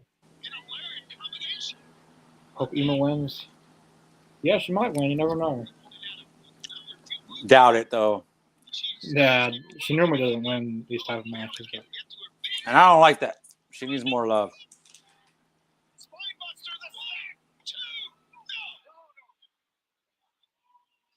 she's lost a lot of matches this year, which I don't feel like the same people should always lose all the time, and the same people should always win. Who's done with them? No, and Emmy should be getting more wins, bro. Like, I mean, Well, probably shouldn't say she shouldn't be a jobber out there. I mean, she puts on quality matches every single time. But I get it. I mean, I get it with Willow, but because Willow's great. Like I said, I love Willow as well. So this is really hard for me because I love both of them. I think they're both freaking crazy talented. That was a pretty decent match. But yeah, I hate that Emmy is kind of on the losing end almost every single time that she's on TV. I don't like that. And then this kind of goes back to kind of missing Dark, right, where you would see like Emmy winning those matches on Dark matches, right? You get to at least hear her win, and then now without that, we don't see those. We don't see the roster as much, and we don't see them winning. So it's really tough without the Dark. I kind of miss Dark. I feel like if they wouldn't have purchased ROH, it'd have been possible to keep one Dark Elevation, because Collision took up a lot of,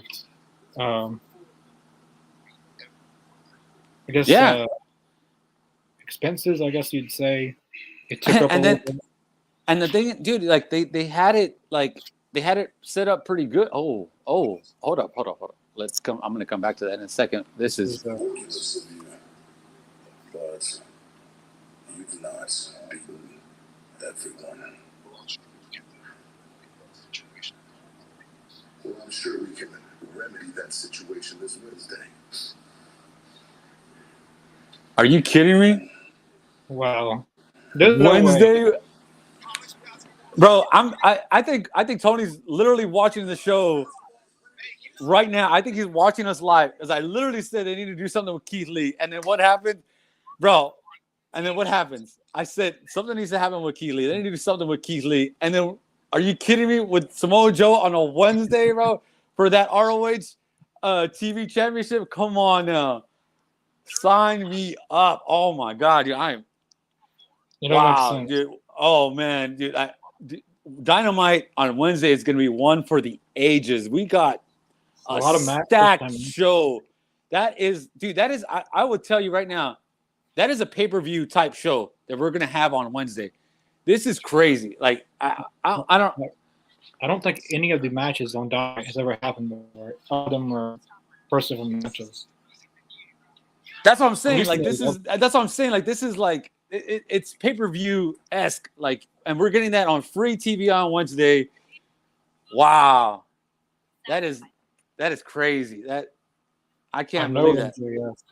MJF and Daniel Garcia's never went against each other. Oh, and they also announced Red Velvet versus Julia Hart. That's never happened. What? Who announced that? They showed it during the when they were showing under the bottom. They showed a graphic. With, Red Velvet's back? Yeah, she's back Wednesday. Are you kidding me? Yeah, Are I was you talking kidding? about that when we were off a little bit.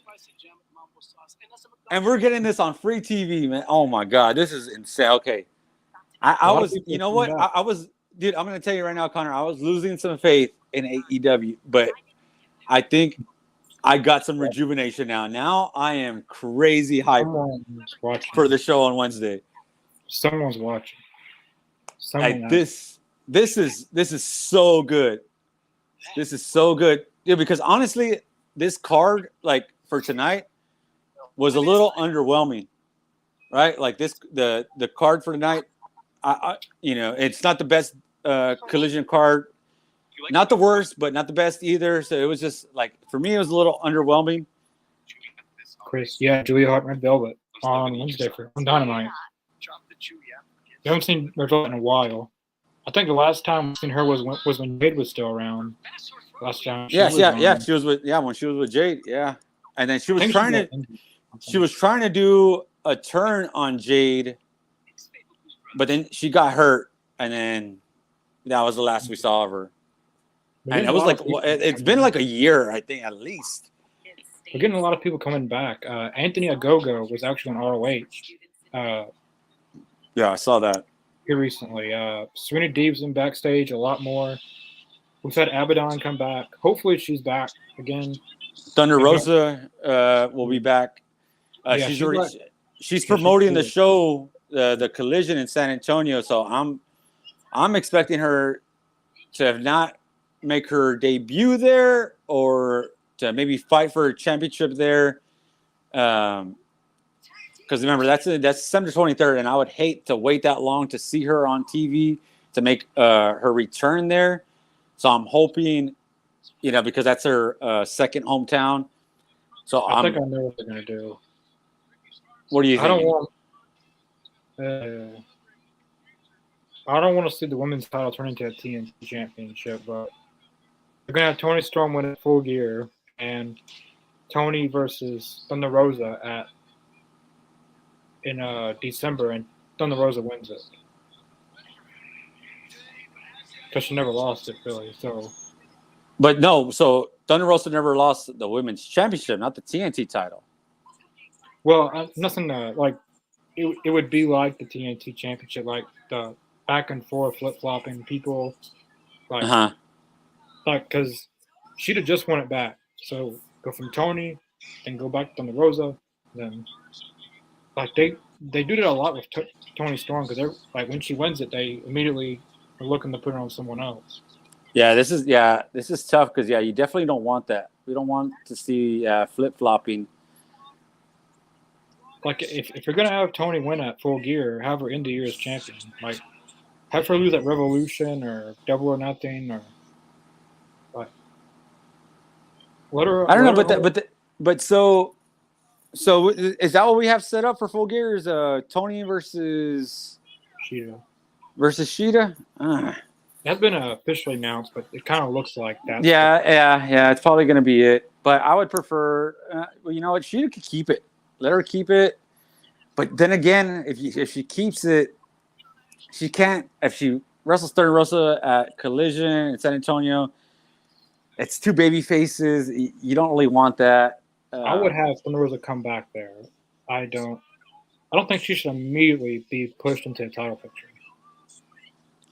Well, so my thing is that they're looking for they're waiting on a storyline for her, right? They want to do something for her. But I had said this on Dynamite this past Wednesday, that like what are we talking about here? Like she never lost the belt. She had to give it up because of injury. She had back surgery, so she had to give up the belt. So she technically never lost it. She's never been pinned for the belt. Mm-hmm. So why not push her into that? Hey, I deserve my title back. Let me get a title shot. I think she should get it, but lose. She shouldn't win. I like Thunder Rosa, but that'd be hard to do that, though. I mean, damn. I can't keep on doing that because they've had a lot of flip flopping with the women's title. Yeah. And Toni still hasn't gotten that run yet. She still hasn't gotten that good women's run because the first time she had it, it was unofficial until she lost it. And then she won it back and she lost it real quick at to Sheeta, and Sheeta only had it for 28 days, and Saraya gets it. Saraya loses it very quickly to Sheeta, and then someone needs to hold on to it for a little bit. So who do you want to see hold on to it?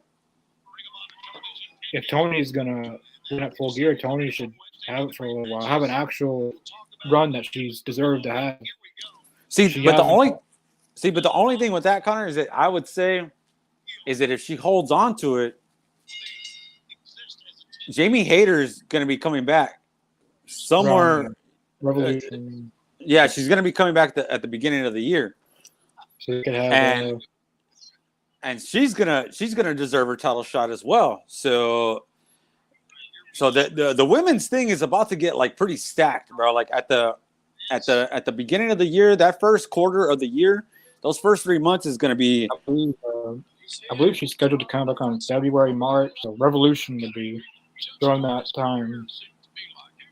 I mean, And you can't, and then I'm saying like you can't just look over Thunder Rosa either. That she held that belt and she was a good champion, and like I said, she never lost it. Jamie Hayter dropped it, which she shouldn't have done. She should have done the same thing that Thunder Rosa done. Because she wasn't nearly. She was not healthy at all. She didn't. She shouldn't have just laid because she laid down for it. I seen she shouldn't have done. A report by Fightful that they was going to do the interim championship again, but Jamie Hayter refused to do it. That she'd rather just lose than another interim. And that would see, but you don't have to do that if you just drop it. If you just say you can just do a women's tournament for it, right? Instead of doing an interim thing, because everybody could agree we don't need interim crap. Like stop with that.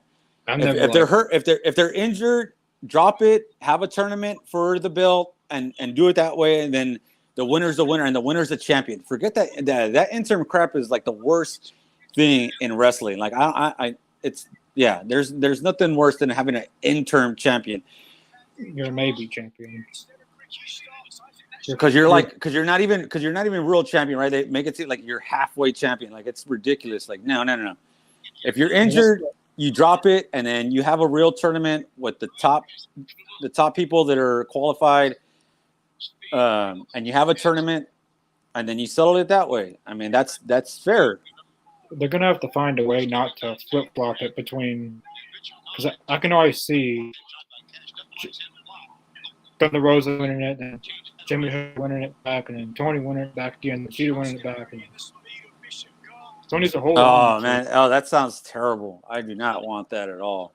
I think if somebody has to solidify themselves as the champ, right? The way Chris Statlander has.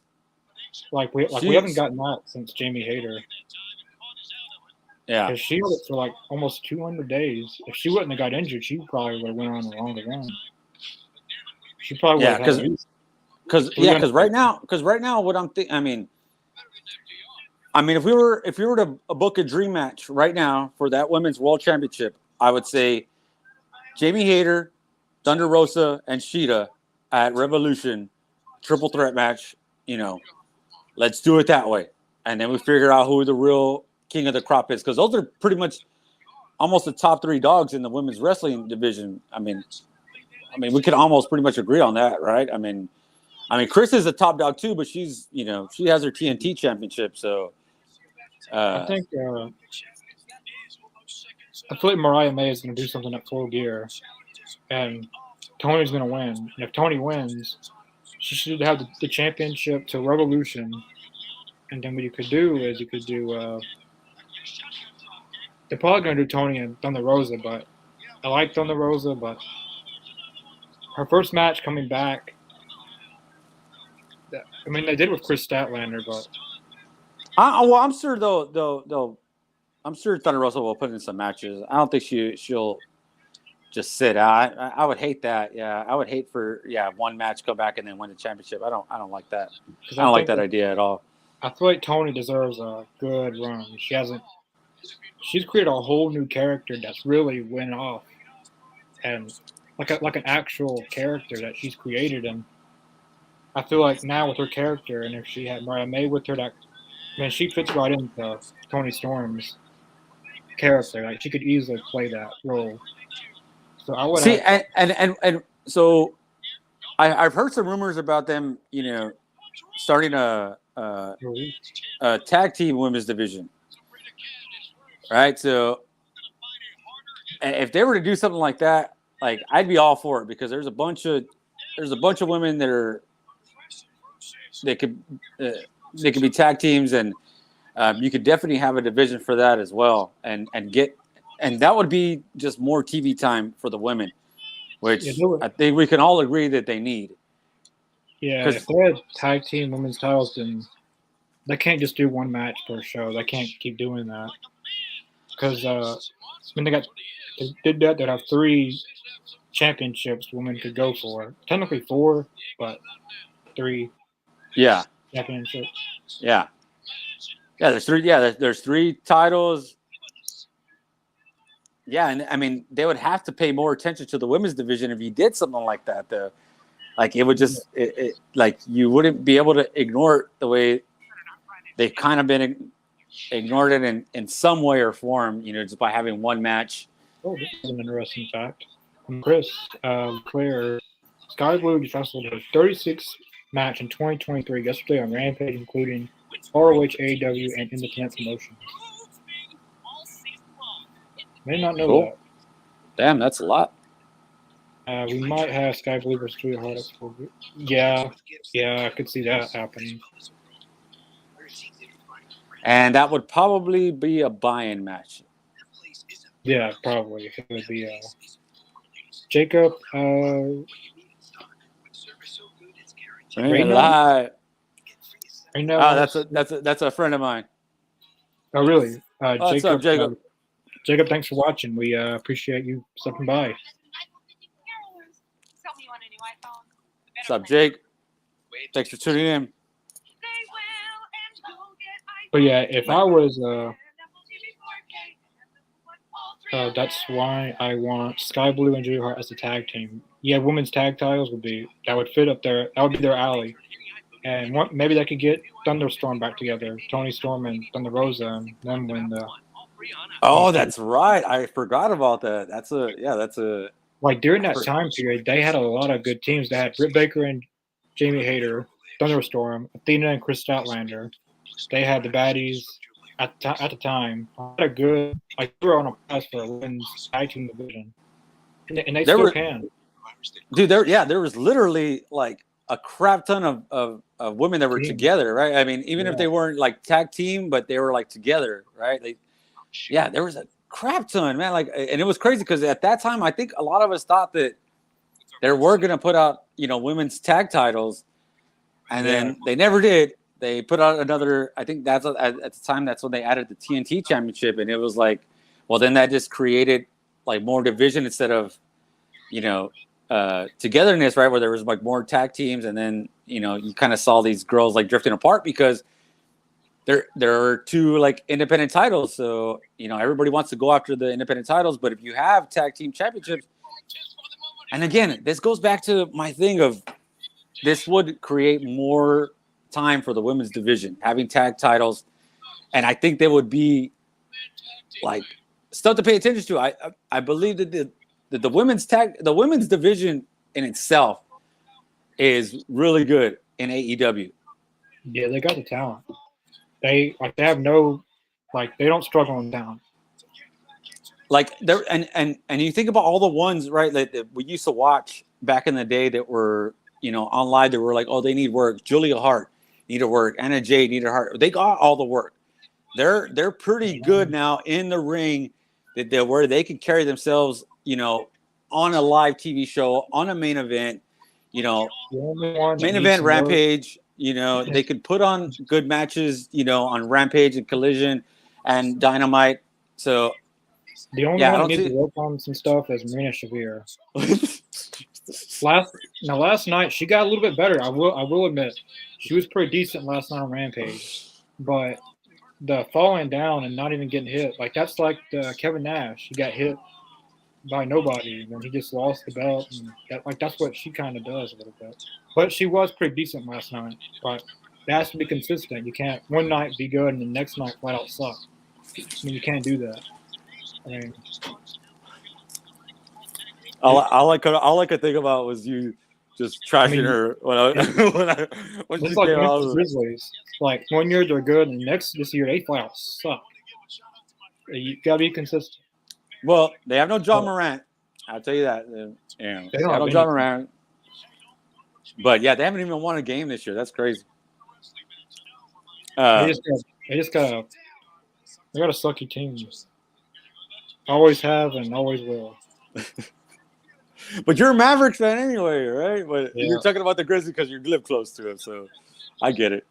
Well, I've seen the Grizzlies for years, and they always like get to the playoffs, lose first round. Like the farthest they made it was in 2012 or 13 when they went to the Final Four, and they got swept to the Spurs. And I'm a Spurs fan, so yeah, I remember that. That was the closest they've ever gotten. And I'm gonna tell you right now, it is awesome to be a Spurs fan right now. Yeah, they got what's his name? Victor Wembanyama, man, that guy is something else. That dude is. This dude is crazy, man. Like, so I will tell you, Connor. Like, if there's a show that's going on during the Spurs game, man, I might not do the show because I am tuning into the Spurs game. So I'm hoping that they don't play on Wednesdays a lot of the time. Or now that we're talking about NBA, let me see. Maverick or the playing tonight, I think. Or tomorrow they're playing.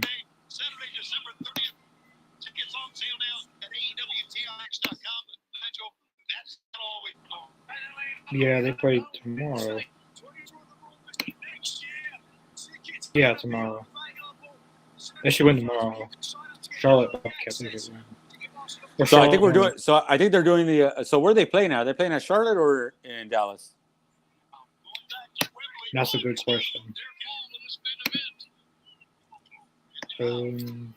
Because right now is the in-season tournament. Have you seen the courts, dude? That the basketball courts. Some of these are pretty awesome, and some of these suck. They're in Dallas. They're at home. I don't remember what the Dallas court looks like. I forgot. Normally it's blue and white, but sometimes they switch it up to green. Sometimes I don't get the green. So the in-season thing they're doing it different. Like everybody is looking different. I watched the game last night. It was Mavericks and Nuggets, and they had a yellow blue court. So everybody's court is changing. So whatever you thought they looked like, they don't look like that anymore. So like I think who was it, Portland or what? And the Bulls, they have like their courts are red, bro.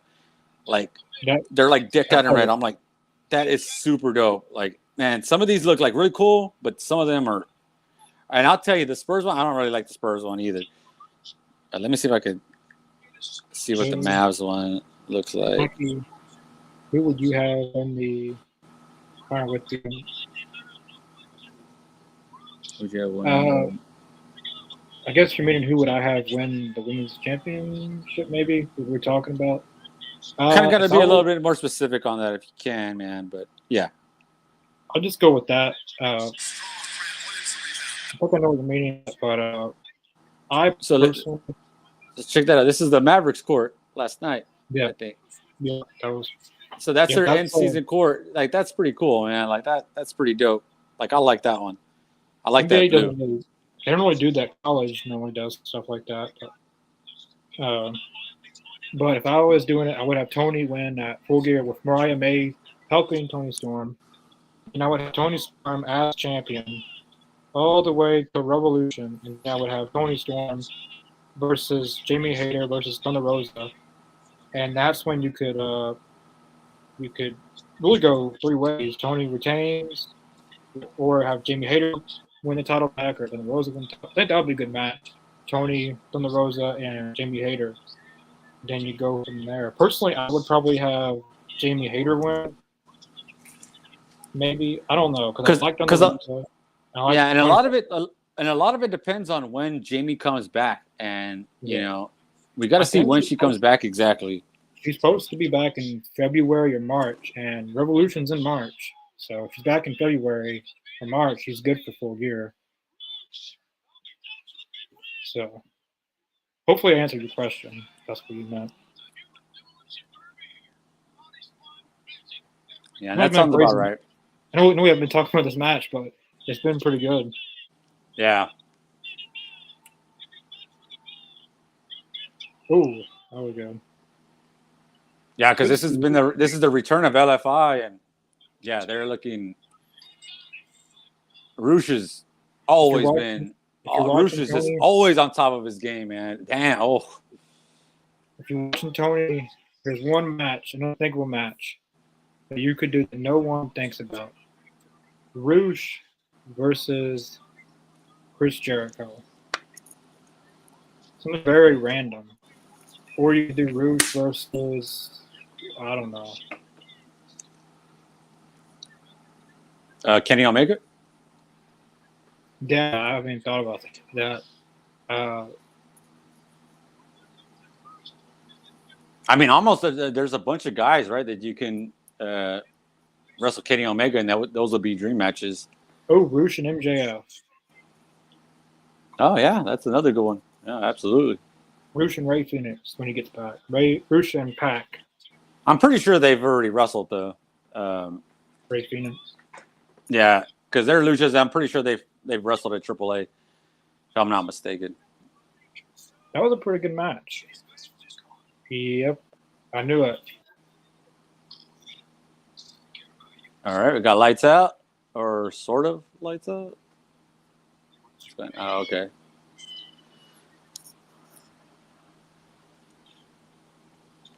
Okay, so House of Black has beef with FTR and who?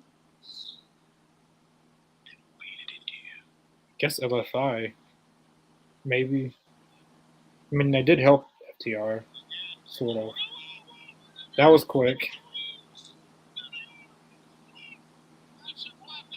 That's what they do. They come out there quick. Like, you gotta be fast with that. Well, it's basically trickery, right? Because they put out the montage there that they already recorded, and then they're like, "Oh, you had said this, right? That they do the light, but the lights weren't completely out. Did you see that though? The lights weren't completely out. Oh, so were they under the ring, or did they come to the crowd? We know they were in the crowd there for a minute, and they were watching one of the matches, so they could have came. So yes, so they were waiting. Yeah. All right. So they could have. We got BCC. Yeah, BCC, because when I was in Memphis, BCC and House of Black they would be. So in this, I mean, this is 3-on-4. So House of Black is gonna need another one, right? Moxley, if he's clear. Well, no, because we're setting up something here for Full Gear. So if it's them four, right there, those four in the ring, it's not going to be FTR and back, and then there's 3 House of Black. So House of Black is gonna need one more. Because remember, John Moxley's gonna fight Orange Cassidy for the international bout at Full Gear. So House of Black is gonna need another person. What are we thinking? I know one person, but he can't. I don't know if he's cleared or not. Who? This is the only person I could see joining is Pac. He's the only person I could see joining the House of Black. That has the look, that has the character, that has the character. Jeez, dude, I can't even imagine that. That's crazy because like he would have the them four. Are you insane? Like that would be an unstoppable force right there. Like literally, he's the only one. I mean, yeah, you could do Butcher and Blade, but Pac fits it. But you only need one. Yeah, because you only need one. You just need one person. I don't know if he's cleared or not. He has been back since around August, maybe. But I would hate to break up Death Triangle, but Ray Phoenix is injured right now. And they've done the Death Triangle thing for a while. They won the trios titles. They won if they're gonna add anyone else to the House of Black, it should be Pac. Yeah. Let me see. I'm trying to think. Who else? There has to If be not Pac, somebody maybe else. they add hey, House of Punk. Call CM Punk.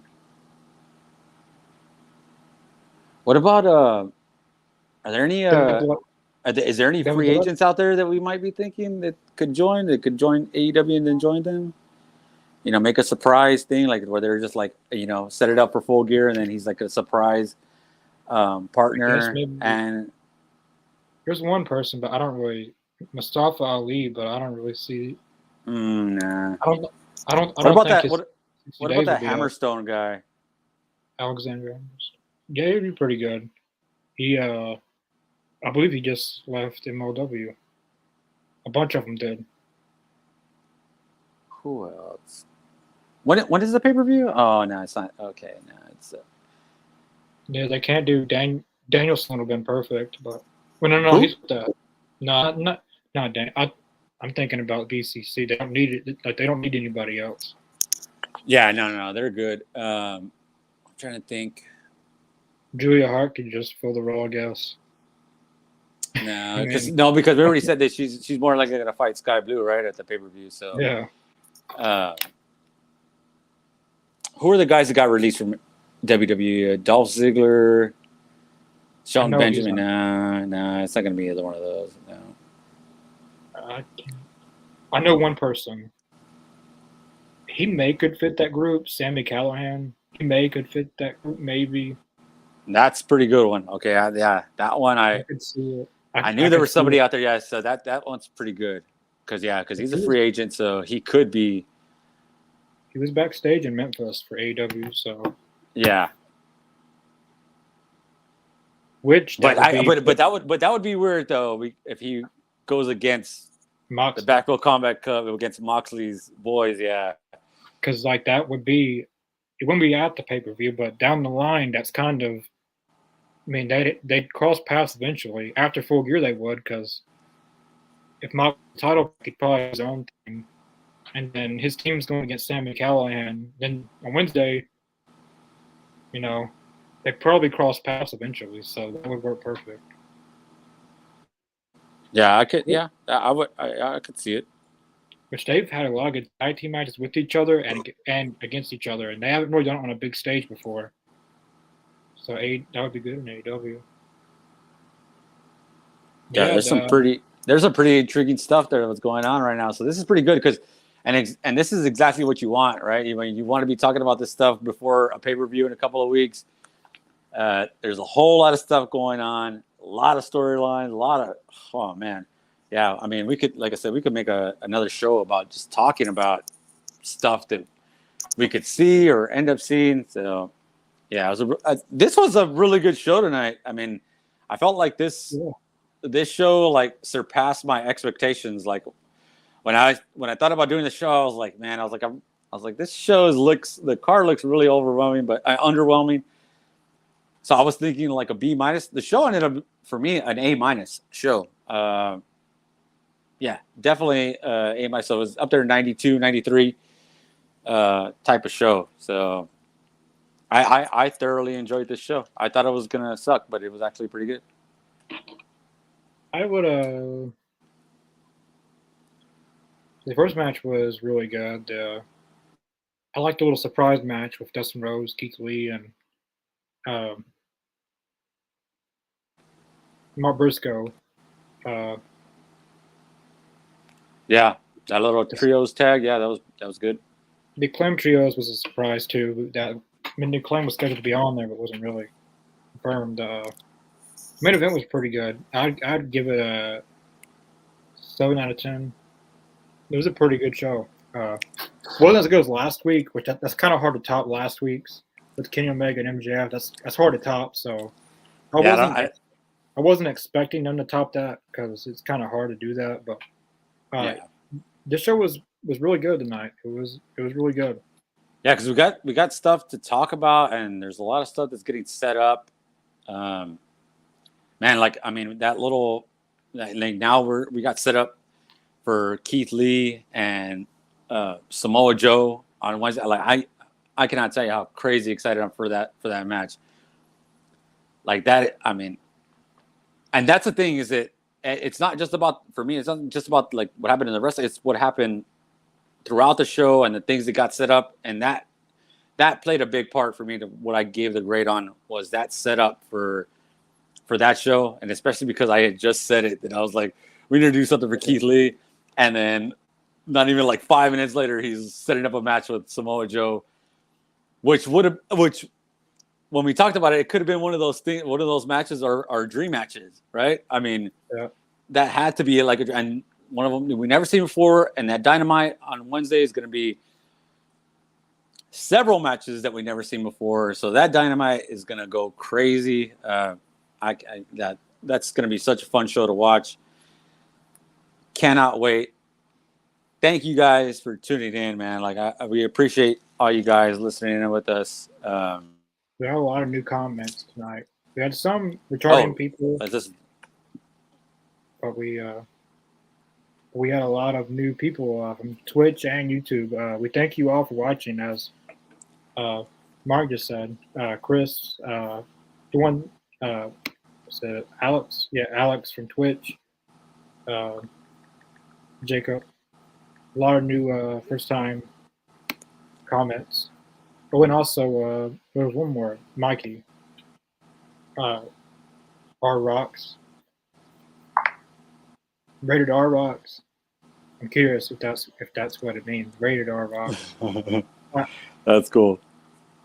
We had a lot of good comments, and we thank you guys for tuning in. We had a lot of good interaction. Also, we had Bryce Frank. He was new. I haven't seen him comment before. And we had someone from Chile watching tonight. We've had people from the Canada, UK, Ireland. We've had Pakistan. All over. We've had Pakistan before. That is so awesome, man. When we get all those people from all over the world. But we've never had anyone from Chile, so that marks check mark that someone from Chile has watched us. Take that one off the list. We got a Chile one, yeah. Awesome. Believe it or not, the country that watches us second most is India. Like that, besides U.S., India is the next country that watches us. India rocks, bro. Thank you guys in India for a big wrestling country. It's crazy. Like WWE goes there and they fill like 40,000, 60,000 seat arenas, and they'll pack the place out. They'll sell it out easy, right? Yeah. Yeah, and they don't get many. Or nowadays they do get more than they used to, like years past. But I like to see AEW go to India because I know they got to have a big audience in India. I know that for sure. I know that's the one thing that I'm pretty sure that's one thing on Tony Khan's list is to go more global and to get out to these other countries, especially something like that we know that India's tuning in almost more than anybody. Yeah, that would be like one of the countries that we need to go there because you already know if they're tuning in, they'll pack like you said, they'll pack a 20, 30,000, 40,000 seat arena like nothing. And like what they do is a lot of them, like they'll pack like people will get a bus and take like 30, 40, 50 people with them, and they'll go to these wrestling events. Like if WWE's coming, that's what they'll do. I've seen from one like city to another, right, or from one town to another, grab a whole bunch of people. Yeah, I've seen a vlog of someone, and WWE came there for it's like a live event, like a house show, and there was like 50 people in this bus, and they all rode together, and they went to the event together. There was at least 50 of them, probably more than that. But I'm looking at it now. The top 5 countries that people watch us in is number 1 America. Number 2, India. Number 3 is Canada, which is not surprising with our AEZ Canada group. That's not really. I can see. Surprised Canada's not number 2. That's probably the most surprising thing is that they're not number 2. Yeah. But Canada's number 3. America's like 77% of our watching. India's like 12%. Canada's 7%. Number 4 is the UK. It's interesting because been talking about some UK stuff. At least me and Mark has. I'm not going to say anything right now about it, but okay. So if you're not gonna say, okay, I won't say anything either. There is some UK stuff that we've talked about doing, and I have talked about it on here before, so I might as well say it. We have AEZ Canada, but one of my goals was AEZ UK. That's something that I've always wanted to do. Canada was one I wanted to do as well, but AEZ UK is another milestone for me at least. So, well, for us, for Yeah. me and Connor, we like Connor said, we have talked about this over and over. That we really want to expand over there and get a show over there for you guys, because y'all are on a totally different time zone, and we would love to get a show set up on that side. And when we do that, me and Connor will definitely help navigate the waters over there and do a nice transition, as what we talked about. Doing something to where we will be there with you guys to, kind of set you guys up, be there for a couple of shows. Like, we will. I already told him, like, we'll figure out a way to where we can do it on you guys' time. So we are trying to get that situated, because this is something that we're definitely serious about. I know I'm serious about it, and Connor's serious about it. We really want a UK show done. When Connor told me that this is something that he wanted, I really grew a passion for it, because I know I have mutuals on Twitter that are crazy about AEW over there, and we really, we're trying to get this stuff set up. And me and Connor are going to work. We're working at it, and we're going to try to get this stuff set up for an AEW, an All Elite Zone UK show, the way we have for Canada. And we're going to keep working at it, but that's the one thing we're going to try to do. And we've made Canada completely different format than the US show. So UK would be no different. It'd be completely different from what we do. But with the as Mark said, first few shows would be on there. There was one thing that I wanted to do. I might as well say it, because it can't ever happen now. Well, never say never, but I wanted to do an AEZ. Like, AEZ Canada was not supposed to be the first expansion. It's supposed to be AEZ UK. But one of the things that I had in mind, and it would have probably worked if they wouldn't did this, but William Regal from the UK, I've been perfect. Like, the first episode, AEZ UK, headlined by William Regal interview. Like, that'd been the perfect. But he goes back to WWE. Like, MJF hit him so hard that he took his ball and went back all the way. Like, that's pretty bad. He knocked him that hard, and he had to go. He went all the way back to the place that fired him. So, that's pretty messed up. Yeah, and to go back with this kid is not even on TV. So yeah, I mean, that's pretty messed up. But win some, lose some, I guess. But yeah, besides that, but I'm not knocking AZ Canada, because Canada's another legendary wrestling city with so many iconic, like about every big wrestling name that's ever came through were from Canada. Jericho, Benoit, Christian Cage, Edge, Bret Hart, Owen Hart, Davey Boy Smith. This can keep going on and on. Kenny Omega. Yeah, Kenny Omega, Brian Cage. But this can keep going on and on. And even today, we even had a Canada. Yeah, we didn't even name the women's. Yeah, there's a Trish Stratus from there, Stacy Keeler. Allie, she's from Canada. But but like we said, man, we're gonna try to expand what we're doing here, and like Connor said, the AEW UK or All Elite Zone UK show would be it's entirely separate thing from us. The way the AEW the All Elite Zone Canada show is from us, so we want to do that. and like I said, we're gonna be there with that show. We're gonna do our best to get that thing running. That's gonna be, I think, me and Connor's passion project for the foreseeable future. Yeah. And we're gonna do our best to get that show up and running, and then we hope our UK audience will tune in. And if any of our UK audiences out there, like, give us input on what specifically you would like to see, anything like that, like comment on our channel here. We'll see them, and me and Connor we'll talk about it. We'll look at it, and we'll talk about how to integrate that into the show that we want to start over there. And yeah, that's just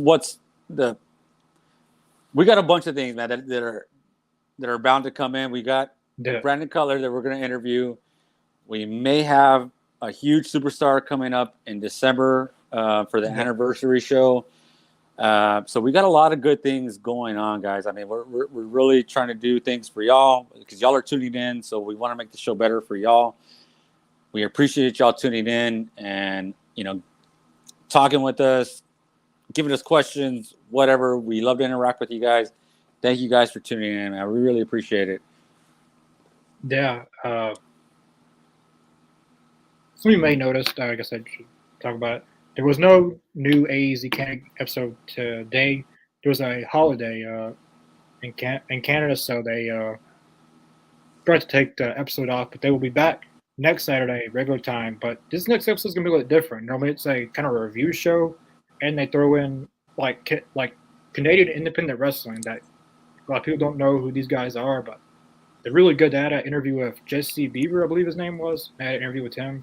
Definitely go check that out if you haven't. It was a pretty good interview. He's actually pretty good.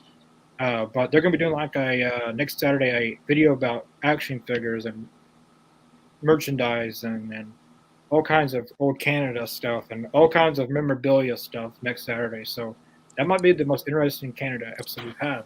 That's going to be a fun show. That's going to be a fun show to tune into because, I mean, that's pretty cool stuff they'll put out a bunch of old memorabilia, cool toys, all that stuff, man. You're going to be able to see all of that.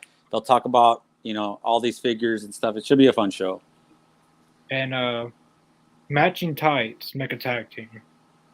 If anyone watches AEZ Canada, you know where it came from. There's a whole thing that started.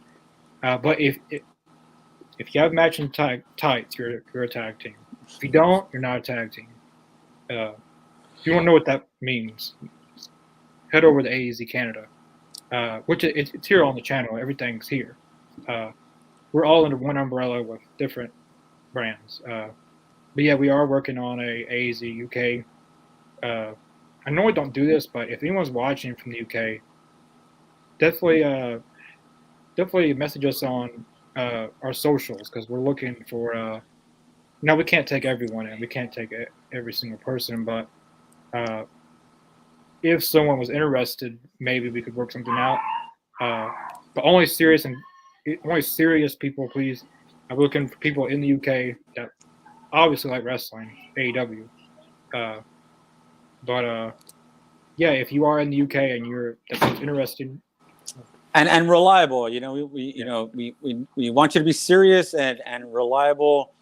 Because, like I said, me and Connor will do our best to get this. We're going to do our best to get the show up and running, and then, we want to hand the reins off to you guys. We want to make sure that we get the right people in line for the show. To be as reliable as you can. If you have to miss a show, you have to miss a show. But. Yeah. Just be reliable as you can.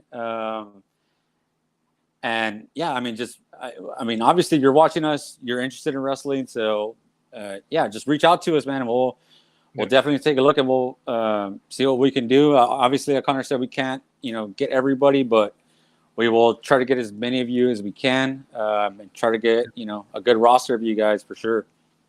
I had an idea with AEZ UK, similar to what WWF used to do. I'm gonna have to get that set. I don't know how to get that set up with a hotline. I want to try to get something like that. Something completely different that's not used on the U.S. side or the Canada. That's what I like to do. Different things. But Yeah, that is definitely going to be in the works. And when it is announced, we'll definitely hit our socials first, just like AZ Canada did with that big announcement. Uh, but yeah, we will be back. We will be back Wednesday for our AEW Dynamite reaction. That seems like the next thing we'll be doing. Uh, Which is going to be a Thursday. stacked show, guys. Man, y'all better tune Yeah. in. We're gonna that should be a crazy show. I cannot wait to talk about that show with you guys. A lot of I don't know. first-time matches. I can't remember, Connor. Another.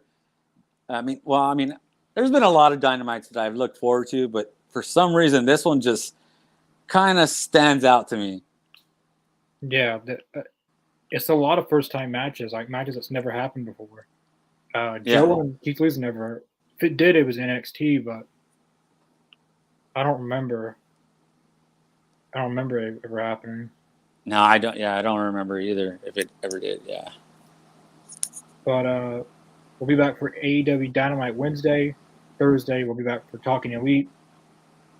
I'm not for sure what the topic will be, but it'll be announced on our socials. Don't forget to check out our socials: Facebook, Twitter, Twitch, Spotify. Still used to saying Podbean, but whatever happened. They went out of business, or they shut down the website. But we're on the most popular place to get your podcasts is Spotify. That's probably the most popular one you can go for audio. We have interviews, Talking Elite. AZ Cannon will be on there. Our latest interview was the Eric Rowan interview. There'll be new interviews coming. We haven't put out the Johnny Swinger interview, the Pope interview, who else? There's a lot of interviews we haven't put on there, but they're constantly coming. It takes a little bit of work to do on Spotify compared to YouTube because Spotify is a whole different. You have to go through this, go through that, then go through this, and then you can put it on Spotify. It's really an obstacle, but it will all be on there pretty soon. Talking Elite Thursday, Friday, Rampage, Saturday, AZ Canada is back 2 p.m. Central, 3 p.m. Eastern time. They'll be back, and then we'll be having Collision. But Collision will be Friday next week. Collision's Friday. Collision and Rampage will be together on a 3-hour show. The next week, we will be having AEW star Brandon Cutler for an interview. It'll be 7 Central, 8 p.m. Eastern. There's no live reaction attached to it. It's just the interview. Because it was supposed to be that Friday before Rampage, but he notified me, which I forgot, that Collision and Rampage will be together. It'll be a 3-hour show. So from 11, he'll be on Saturday. If you guys have any questions or you like to ask him, we'll pop it up and he'll answer it. If you just want to watch, you're not. Which is good because the last time we did the interview with the Pope, it went well into the show of I think we're doing Dynamite, I believe. It went well into the show. We were just he was such a good guest. He talked. He went so elaborate into his answers that when we questioned him, and it was awesome. That was really cool. So this is going to be fun because now we don't have to worry about watching the show while interviewing him. Now we could just watch him. Now we could just interview him and be, we can let the show go on as long as we need to, or as long as he has enough time for. We've had very few interviews like that. We've had Buddy Matthews, Alex Shelley, Brooke Havoc, and Amber Nova. That was just an interview. Sometimes it can lead in new fans. That's why I do it that way sometimes. It can lead in new fans that subscribe and then will tune into your weekly shows. But sometimes things happen. And for this case, I actually prefer it to be an interview only because we haven't had that in a while. But we will be back, AZ Canada, Saturday. That's the only thing that's going on Saturday besides the interview. Let's say there's no Collision reaction. It'll be on Friday. Collision and Rampage will be together. Check out our socials down below. Our goal is 500 subscribers before year's over. That's our goal. We are at 421 now. So we've come a long ways from 300. Like last year, our goal was 300. Now we're at 421. But definitely subscribe if you haven't. If you're watching, definitely share with your friends, your family, even if they don't even watch. Just get on their phone, press subscribe, and that's it. Like Everybody has an email. That's all they need. like if you have if you have one of these, you should have an email address and a YouTube account. If you have a flip phone, you probably don't, but if you have this, probably chances are you have an email and you have a YouTube account. And then chances are you can press one little button. All you gotta do is tap one little button and press subscribe, and then that's it. If you want to watch weekly, regularly we encourage it. That's what we're trying to grow a fan base. So, but our goal is 500 subscribers before the year's over with. And it doesn't cost money to subscribe, guys. I've No, had people ask me, does it cost if I subscribe? No, man, it's free. It's just a button. All you got to do is click it. So during our last goal, it was 300. So someone, I told them to subscribe, and they said, "How much does it cost?" I said, "It doesn't cost anything. Just press one button." He said, "Well, I don't want to get charged for this." And then I said, "Just click it. You're not going to get charged." And then he said, "If it didn't work out, let him know." Like, what are you going to do? Unsubscribe if it didn't work out? Yeah, that's been like the main question that I've been getting for people when I tell them, "Hey, man, just hit subscribe on there on the YouTube. You got YouTube, All Elite Zone. All you got to do is hit subscribe." Well, how much does it cost? It doesn't cost anything, man. It's just a subscribe button. That's all it is. It's not going to charge you nothing. I mean, are you sure? Yes, of course, man. Like, I would tell you that. I mean, do you want us to start charging you guys? I mean, do you want us to? I don't want to, but I mean, yeah, because we're not getting paid for this. So if you want us to start charging you and to get us paid, we could do that. We could. I don't do this for money, but if you guys want us to, I mean.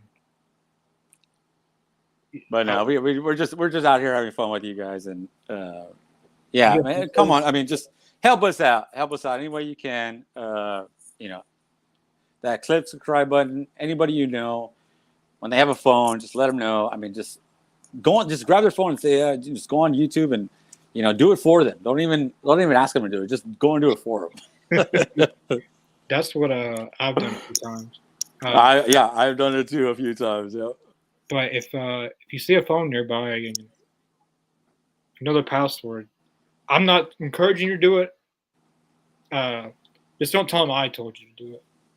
Tell them I told you to do it. Don't come blaming it on us. But our goal is 500 before year's over with. The last interview of the year probably will help with that, considering who it is. As I said, I have not told anyone on here, on air at least. I haven't. Only a few amount of people know. Not even my own family knows. My family today were asking me, "Who is it? Who is it? Who is it?" I'm not saying, because if I tell you, you're gonna blurt out to someone, then they're gonna blurt out. Then some way it's gonna get on here, and then the whole surprise. I'm not doing it. So, yeah, I think only out of us, only Adam knows, right? Yeah, Adam. People's led on to who it is, but it's not who they think it is. I've gotten a lot of Goldberg because the person has main evented multi-time WrestleManias, and he is a Hall of Famer in multiple Hall of Fames, and he's done it all outside of wrestling too. He wasn't just big in wrestling. He did a little football, he did a little basketball, he did amateur wrestling, he did. But a lot of people did that and they're bald. And even if you comment and it's the right person, I'm not even gonna acknowledge it's the right person. But we'll be back for our AEW Dynamite reaction. Should be a good episode. A lot of first time matches. So yeah, we will see you guys Wednesday for our AEW Dynamite reaction. Thank you guys for tuning in. See y'all later.